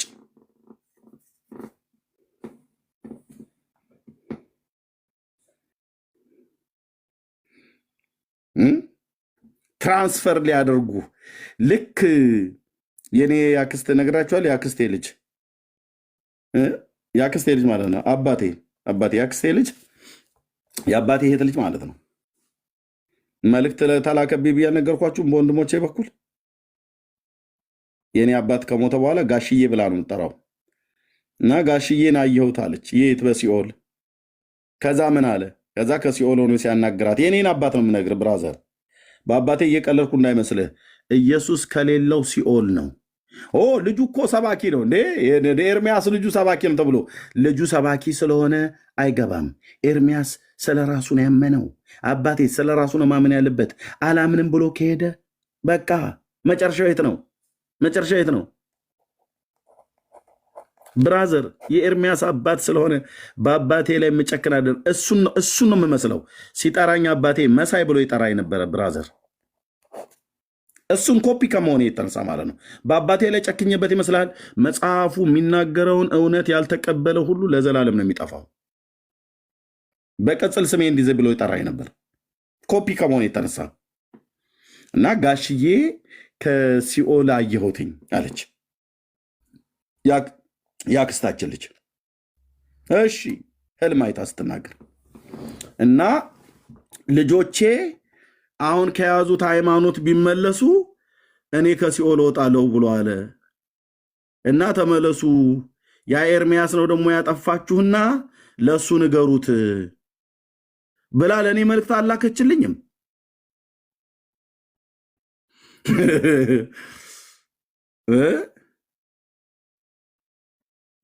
ወይ ቀልድ አለ ኤርሚሻ ነው ያላችሁት። እና ለዛ ዋነኛው ኤርሚያስ ነውና ለኤርሚያስ ንገሩት፣ ጋሽዬ ከሲኦል እንዲወጣ ልጆቼ በሙሉ የኔን የጥፋት መንገድ ይከተሉ እና ያን የመረጡትን ኢየሱስ ብለው የሚሉትን ይተዉ ብሎ አለ። በህልሜ እንደዚህ ሰማው አለች። ዘመኗን ሁሉ ስትሰማው ለምን አትኖርም? ወይ ፍንክች አልኩ ብራዘር። እኔ እንዳፋር ግመል ተከታትዬ አባቴን ተከታትዬ ሄጄ ሲኦል አልገባም። ክርስቶስ የእግዚአብሔር ልጅ ተገልጦልኛል። እውነት በርታልኛለች። ነፍሴ አምላኳን አውቃለች። ምርጫው ያንተ ነው። እናቶቻችን ውስጥ አላችሁ። ምርጫው እርሶ እጅ ላይ ነው ያለው። 2 ፀጉር አይደለም 3 ፀጉር እንኳን ብታበቅሉ እውነቱ አይቀየርም። ኢየሱስ ያድናል። ኢየሱስ ጌታ ነው። በእርሱ ያመነ ለዘላለም አይፈረድበትም። በእርሱ ሲያመነ ለዘላለም አይኮነንም። በኢየሱስ ያመነ ለዘላለም አይፈረድበትም። በኢየሱስስ ያላመነ ለዘላለም ይፈረድበታል። የወንጌሉ እውነት ይሄ ነው። ይህንን ለማንም ስንል አናድበሰብሰውም ወንድምዬ። ለልጆቼ ስል አልጥመለመልም፣ ለሚስቴ ስል አልጥመለመልም፣ ለአባቴና ለእናቴ ስል አክሮባት አልሰራም። እሱ ጋር ስደርስ ሐቁ እውነቱ ለእኔም አባት ለኤርምያስም ለራሱ ለሚስቱም ለኤርምያስ ሚስት ለኤርምያስም ልጆች ለትውልድ ሁሉ የተጻፈው ዘያአምን በወልድ ቦ ሕይወት ዘላለም ነው። ልጁ ያለው የዘላለም ሕይወት አለው። የእግዚአብሔር ልጅ የሌለው የዘላለም ሕይወት የለውም። እና ላክስቴ ልጅ መልሱላት አልኳትኝ። ንገሯት፣ አትቀልጂ። እውነቴን ነው የምልህ፣ አትቀልጂ። እና ወደ ክርስቶስ ብላችሁ ንገሯት። እንዲህ አይነት ቀልድ አቁሚ። ጋሽዬ ልጆቼ ከቀድሞ ሃይማኖት ቢመለሱ እኔ ከሲኦል እወጣለሁ። እኛ ጴንጤ ስለሆን ነው እንደ አባታችንን እግዚአብሔር ሲኦል የጨመረው አይደለም። ታዲያ ህልሟ ያየችው እውነት ከሆነ ያየችው፣ እኔ ወንጌል ነግሬዋለሁ። ምን ወስኖ እንደሞታ አላቅም። ወንጌል ግን ደጋግሜ ነግሬዋለሁ። አዳማ ድረስ አስጠርቼ በስርዓት ወንድሞቼና እናቴ እንኳን ይሰሙኛል። አሁን ወንድሜ በዚህ ሰዓት እኮ ነው ያልኩ። እዚህ ውስጥ እንደሚኖሩ አልጠራጠርም። ኦኬ፣ ይሄ ለዓለም የምሰብከውን ወንጌል ለቤተሰብ ሁሉ ነግሬያለሁ። እናቴን ተይ ተይ፣ ቄሶቹ የሚሉትን ሰምተሽ ሲኦል እንዳትወርጂ፣ ቁማር እየተጫወቱ ነው ብዬ ነግሬያታለሁ። ምክንያቱም እኔ ነበርኩ አቀድስ የነበረው ከቤት ውስጥ ቤተ ክህነቱን ጓዳ ጎርጓዳውን ሚስጥሩን ማቀው እኔ ነኝ። እኔ ነበርኩ ቀዳሽ። ከእኔ እጅ ላይ ነበር እናቴ ቅዳሴ ጸበል ተቀበላ የምጠጣው። እኔ ሳቆርብ ከእኔ እጅ ላይ ነበር የሚቆርቡት ማለት እኮ ነው። መተህ እኔ ልታብራራልኝ አይከጅልህ።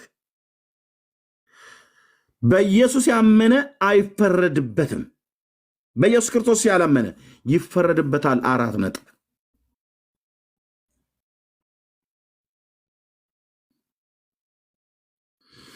ስለዚህ በኢየሱስ ያመነ በእግዚአብሔር ዓለም ውስጥ ትልቁ የመዳን ነገር የተሰፋው የተንጠለጠለው ምን ላይ ነው ብለህ ካልከኝ፣ ሰይጣን ይደንግጥ።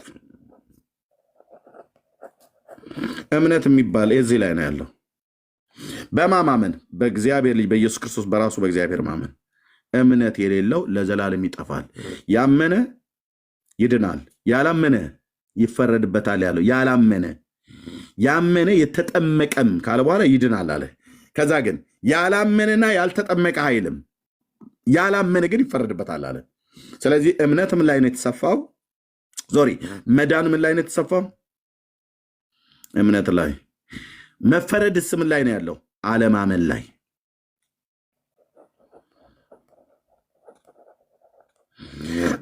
እግዚአብሔር እስከዚህ ድረስ ነው አምጥቶ የነገረህ። እግዚአብሔር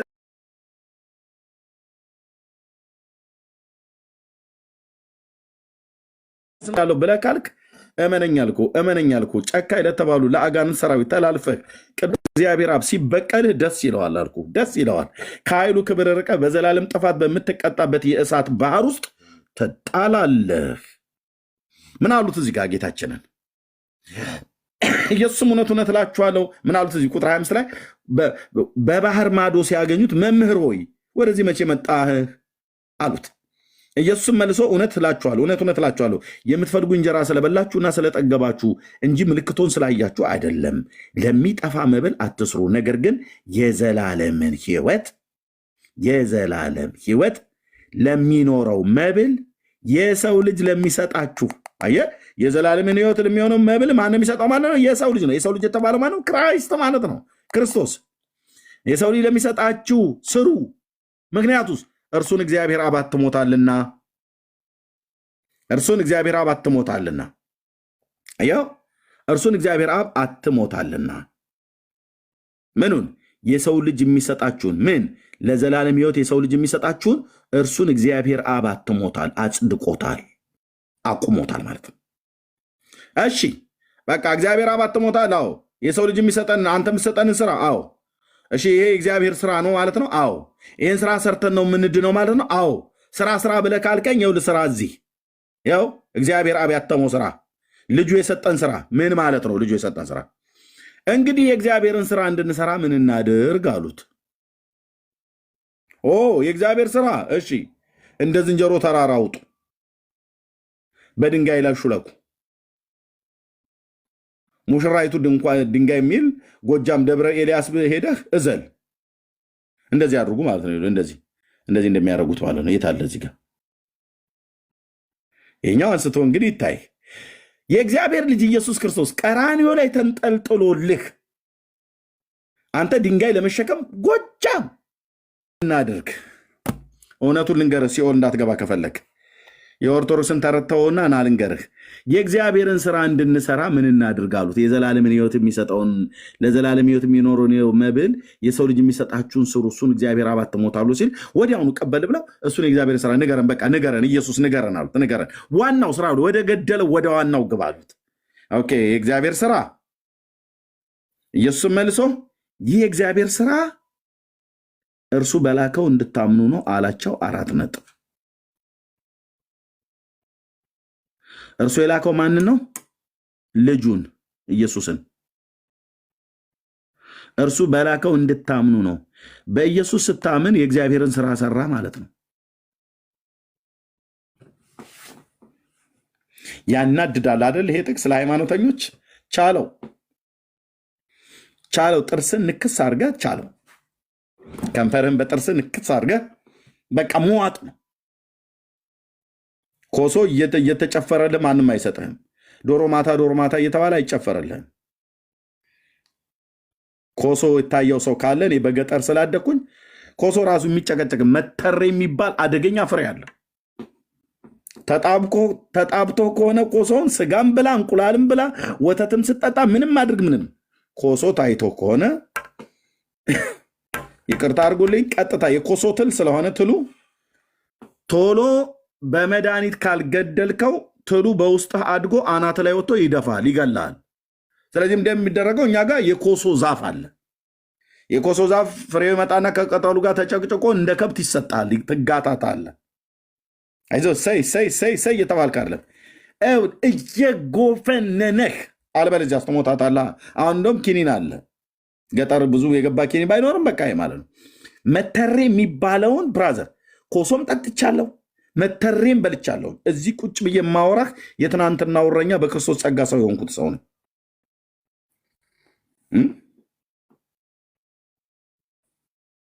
ትሉን እንዲገልልህ ከፈለክ፣ የተጣባ እንዲገልልህ ከፈለክ አማራጭ የለም። ኮሶን ከመጠጣት በቀር አማራጭ የለም። መተሬውን ከመብላት በቀር ቀጥታ ነው የምናገረው። ቀጥታ ምንም ሌላ አማርኛ አልፈልግላችሁም። ታውቁታላችሁ፣ በባህላችን ማለት ነው። ቀጥታ መተሬውን መዋጥ፣ ተቀጥቅጦልህም ይሁን ተፈጭቶ መዋጥ አማራጭ የሌለው ጉዳይ ነው። እንድትፈወስ ከፈለክ፣ እንድትድን ከፈለክ ያው እንደ መተሬ ጉምዝዝ ያለ እውነት አንተ ስራ ብለህ ብትል ኤፌሶን መልእክት ላይ ቅዱስ ጳውሎስ በእርሱ ስራ ሁላችን ወደ አብ መግባት አለን ብሎ ይላል። እርሱ ደግሞ የእግዚአብሔር ስራ ደግሞ ብሎ ኢየሱስ ስለራሱ ይሄ የእግዚአብሔር ስራ እርሱ በላከው እንድታምኑ ነው ብሎ አለ። እንዴ ኤርሚያስ እናንተ ከመልካም ስራ ጋር ጠብ ይዛችኋል ማለት ነው። ሰው መልካም ነገር የተራበን እንዳያበላ፣ የተጠማ እንዳያጠጣ፣ የታረዘ እንዳያለብስ ከተባለ እንደ ጴንጤ የሚያበላና የሚያጠጣ የሚያለብሳለ እንደ እውነቱን እንነጋገር ከተባለ ስለ መልካም ስራ እስከተባለ ምድሪቱ ኢትዮጵያ ማለት ነው። ሆስፒታል በል፣ ድልድይ በል፣ ወፍጮ በል፣ ትምህርት ቤት በል፣ አብዛኛው ዩኒቨርሲቲዎች ካምፓሶች በል በማን የተሰራው? በጴንጤ ገንዘብ ነው የተሰራው። በጴንጤ ገንዘብ ሂድና ዩኒቨርሲቲ፣ አዲስ አበባ ዩኒቨርሲቲ እንኳን ራሱ አንብብ። ቀዳማዊ ኃይለ ሥላሴ ናቸው አፄ ምኒልክ ቀዳማዊ ኃይለ ሥላሴ ሲያሰሩት የተለያዩ የምዕራባውያን ነጮች ሚሽናሪዎች ከእነሱ ገንዘብ ተቀብለው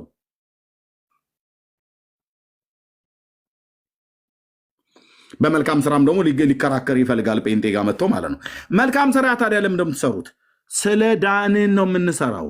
ስለ ጸደቅን እናፈራለን እንጂ ለመጽደቅ ብለን አናፈራም። ለመጽደቅ ብለን አናፈራም። ስራ ፍሬ ነው። መልካሙ ስራቸውን አይተው በሰማይ ያለ አባትን ያከብሩ ዘንድ ነው። ስለዚህ ስራ የምንሰራበት ምክንያት በማቴዎስ ወንጌል መጽሐፍ ምዕራፍ 5 ላይ ሲናገር በሰማይ ያለው አባታችሁ እንዲያከብሩ ብርሃናችሁ በሰው ሁሉ ፊት ይብራ ብሏል። በኑሯችሁ ቅዱሳን ሁኑ ብሎናል ቅዱስ ጴጥሮስ በአንደኛ ጴጥሮስ መጽሐፍ ምዕራፍ 1 ላይ ማለት ነው ቁጥር 16 እና 17 ላይ በአሕዛብ መካከል ኑሯችሁ የተቀደሰ ይሁን ብሎናል። ለእግዚአብሔር የተለየ ያንን አይተው አሕዛብ እግዚአብሔርን ያክብሩ ዘንድ አይተው ማለት ነው። ለዚህ ነው እኛ ጋር ስትመጡ መናፍቃን፣ አውሬዎች፣ ጭራቅ፣ ቡዳ ምናምን የማትሉ ነገር የለም። ዞር ሲሉ ግን እኔ የምልህ የጴንጤዎቹ እኮ ትጋታቸው እኔ እኮ አይታቸዋል። ግን ይህንን እኛ ጋር ይሉ እየተሳደቡ ይደነቃሉ ብሎ የሚለውን ቃል ቃል በቃል ይፈጽሟታል። እኛ ከስምታ እሺ የሉተር ቅጥረኞች ደግሞ ዛሬ የማታፍሩ ዳንኤል አንተማ በቀድ ስታስጠላ ምናምን ነገር ይለናል። እዚህ ይመጡና ዞር ሲል ግን አይተዋል። ትዕግስቱ ራሱ ትህትናው ራሱ ይሄ ዳንኤል የሚባል ቀስ እያለ እኮ ነው አንተ አይዞህ እያለ በከብት መርፌ እኮ ነው የሚወጋ። በጣም ስሜቴን ተፈታተነው ትዕግስታቸው ምናምን ነገር እችን እኛ ፊት አይሏትም። እኛ ጋር ስድብ ነው የሚያሽጎደጉዱት። ግን ወንድምዬ የእግዚአብሔርን ስራ ሰርተህ መዳን ትፈልጋለህ? የእግዚአብሔርን ስራ መስራት ትፈልጋላችሁ? ይኸው እርሱ በላከው እንድታምኑ ነው ብሏል ታላቁ ጌታ ራሱ ባለቤቱ እርሱ በላከው እንድታምኑ ነው አላቸው። ከዛ ጥያቄው ምን ሆነ ማለት ነው? ቀጥሎ እንግዲህ እንኪያ አይተን እንድናምንብህ አንተ ምን ምልክት አድርጋለህ? አምጣ ምልክት። ምንስ ትሰራለህ አሉት። ምልክት። እሺ በቃ እንድናምንብህ የፈለግከው ኦኬ፣ እንድናምንብህ ምልክትን አሳየን አሉት። ምልክት አይሁድ ምልክትን ስለሚሹ ምልክቱን አምጣው አሉት። አምጣ ምልክት። የሆነ ነገርማ መስራት አለብህ። ዝም ብለን አናምንም እኛ። ቃለ እግዚአብሔርን ሰምተን ሳይሆን የምናምነው ምልክት አይተን ነው የምናምነው። አምጣ። የአይሁድ ትልቁ በሽታው ያለ ምልክት አያምንም። ምልክትም ቢያዩ እንኳን አያምኑም አሉት እኮ። ምን ምልክት ታደርጋለህ ምናምን ነገር ብለው ሲሉት ከነቢዩ ከዮናስ በቀር ለዚህ ትውልድ ምልክት አይሰጠውም አለ። ተሰጧቸው ነበር። እሺ ይበሉ ዘንድ ከሰማይ እንጀራ ሰጣቸው ተብሎ እንደተጻፈ አባቶቻችን በምድረ በዳ መና በሉ አሉት። ማያውቀውን እየረገሩት ነው እንዲባሉ ማለት ነው። እሺ ችግር የለውም። ኢየሱስም አላቸው እውነት እውነት እላችኋለሁ እውነተኛ እንጀራ ከሰማይ የሚሰጣችሁ አባቴ እንጂ ከሰማይ እንጀራ የሰጣችሁ ሙሴ አይደለም። እነሱ ሙሴ ነው ብለው ሲሉ እሱ ደግሞ አባቴ ነው። አልተግባባም። አየሁ፣ አልተግባባንም። ኢየሱስ የሚያወራው ሌላ፣ የሃይማኖት ቤት የሚያወራው ሌላ ነው። አይሁድ ሙሴ ነው ይላል፣ ኢየሱስ አባቴ ነው ይላል። ኦርቶዶክስ ደግሞ ሚካኤል ነው ትላለች። ባለፈው ተናግሬበታለሁ። የእግዚአብሔር እንጀራ ከሰማይ የሚወርድ ለዓለም ሕይወት የሚሰጥ ነው የእግዚአብሔር እንጀራ። ስለዚህ ጌታ ሆይ ይህንን እንጀራ ዘወትር ስጠን አሉት። ያቺ የሰማርያቷ ሴት ጌታ ሆይ ይህንን ውሃ እንዳልጠማ ዘወትር ስጠኝ፣ እዚህ ምንጭ ላይ እየመጣሁ 18 ጊዜ በጠራራ ፀሐይ በክረምቱም በበጋውም እንዳልቀዳ ይህን ውሃ እንደ ስጠኝና ገላግለኛ አይነት ነገር ነው። እነሱም ይህን እንጀራ ስጠን አሉት። ኦኬ። ኢየሱስም እንዲህ አላቸው የህይወት እንጀራ እኔ ነኝ ማለት ከሰማይ የወረድከው እንጀራ ቂጣው ነው እያለህ አይደለም። እኔ ነኝ። ወደ እኔ የሚመጣ ከቶ አይራብም። ለምን? ኢየሱስን በእምነት ስለሚበላው። ሃሌሉያ። በእምነት ስለሚበላው። በእምነት ስትቀበለው ኢየሱስን በእምነት በላው ማለት ነው። የህይወትን እንጀራ ከሰማይ የወረደውን አብ ቀድሶ የላከውን የህይወትን እንጀራ በላ ማለት ነው። ኢየሱስን ስታመን። እሺ በእኔም የሚያምንም ሁልጊዜ ከቶ አይጠማም። ለምን? ኢየሱስ የህይወት እንጀራ ነው። ኢየሱስ የህይወት ውሃ ነው። ስለዚህ በእምነት እሱን የበላ ከቶ አይራብም። በእምነት እሱን የጠጣ ከቶ አይጠማም።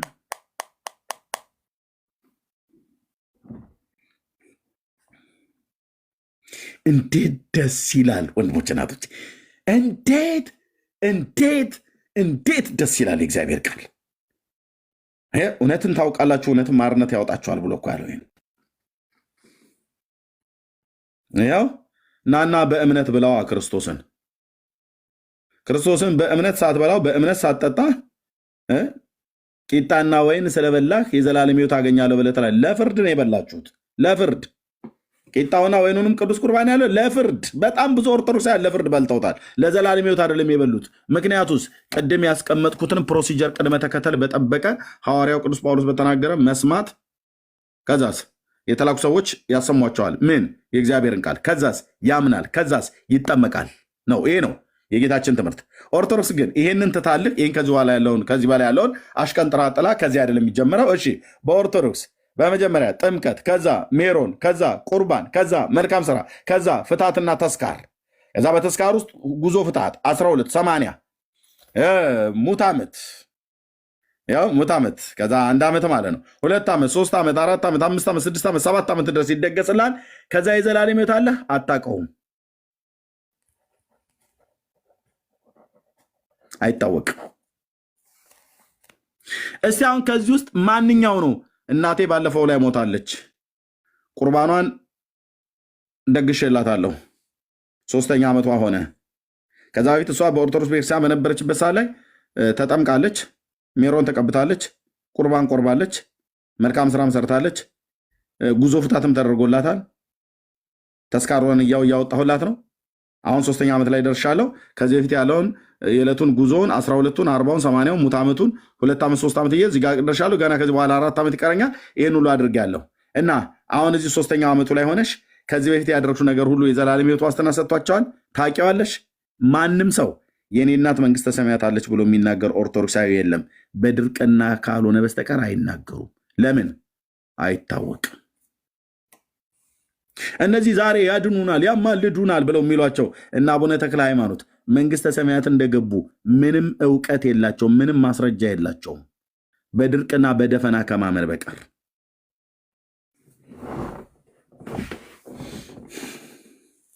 አቡነ ተክለ ሃይማኖት መንግስተ ሰማያት ገብተዋል ብለህ ካልከኝ እና እስኪ ገድሉ ላይ አቡነ ተክለ ሃይማኖት መንግስተ ሰማያት የገባው በእምነት ነው በስራ ወይስ በእምነትና በስራ? እሱን እስኪ አሳየኝ። በእውነት አሳየኝ። በእውነት አንተ ወንድም አሳየኝ። ስለ መድኃኔዓለም አሳየኝ እና አሳየኝ። በእምነቱ ነው በስራው ነው የገባው መንግስተ ሰማያት? እርግጠኛ ነህ? እሺ አቡነ ሀብተ ማርያም ገብቷል? እርግጠኛ ነህ? በስራው ነው አቦ ገብቷል? በስራው ወይስ በእምነቱ? እጨጌ ውስጥ ገብቷል? አባ ዮሐንስ ዘጨጌ ገብቷል? በስራው ወይስ በእምነቱ? አቡነ ዘርዓ ብሩክ ገብቷል? በስራው በእምነቱ?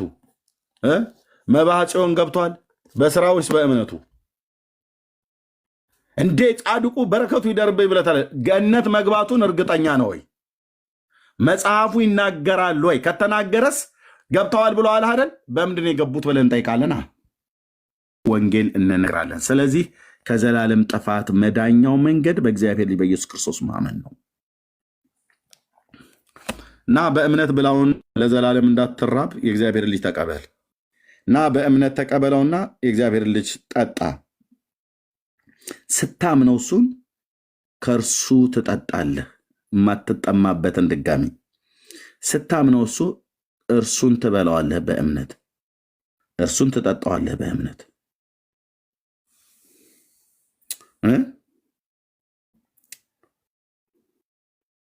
መብልዐ ጽድቅ ዘበአማን ወስቴ ሕይወት ዘበአማን እንደተባለ ማለት ነው። እውነተኛው መብል ነው፣ እውነተኛው መጠጥ ነው፣ የሕይወት መጠጥ ክርስቶስ። ስላመንኩበት የጽድቅ ሸማዬ ሆኖ ለበስኩት፣ ሀፍረቴ እንዳይታይ የለበስኩት የጽድቅ ሸማዬ። አዳም ከኤደን ገነት ሲባረር እንዳገለደመው ቅጠል ሳይሆን የእግዚአብሔር ልጅ ልበሱት ተብሎ እንደተባለ ለበስኩት፣ በእምነት ሳምነው ለበስኩት። ብርድ ብርድ አይለኝም። አየህ፣ ብርድ ብርድ አይለኝም።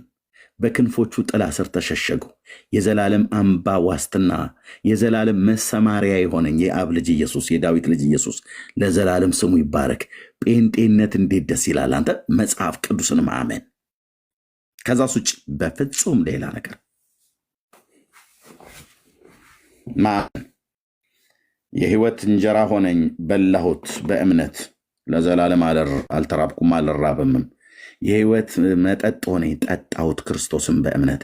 የህይወት ልብስ ሆነኝ፣ የዘላለም የጽድቅ ሸማ ሆነኝ፣ ለበስኩት ክርስቶስን።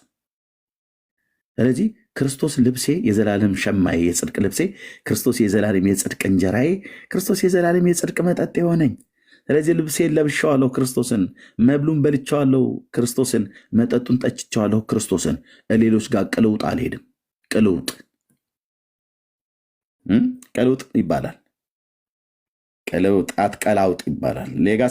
ሌላ ጋር ስትሄድ መዳንም ፍለጋ እንትና ጋር አቡነ ተክለ ሃይማኖት ዘርዓ ብሩክ እንትና ምናምን ነገር ብሎ ቅልውጥ አይሰጡም። ደግሞ ቀላዋጭ ትባላለህ ማለት ነው በሀገራችን ባህል። እግዚአብሔር አብ ድግሱን ደግሶ ለቀራንዮ ኮረብታ ላይ በጉን አርዶ ሲያበቃ የበጉን ስጋ በልቼ አልጠገብኩ። በመጀመሪያ መቼ በእምነት ክርስቶስን በላኸውና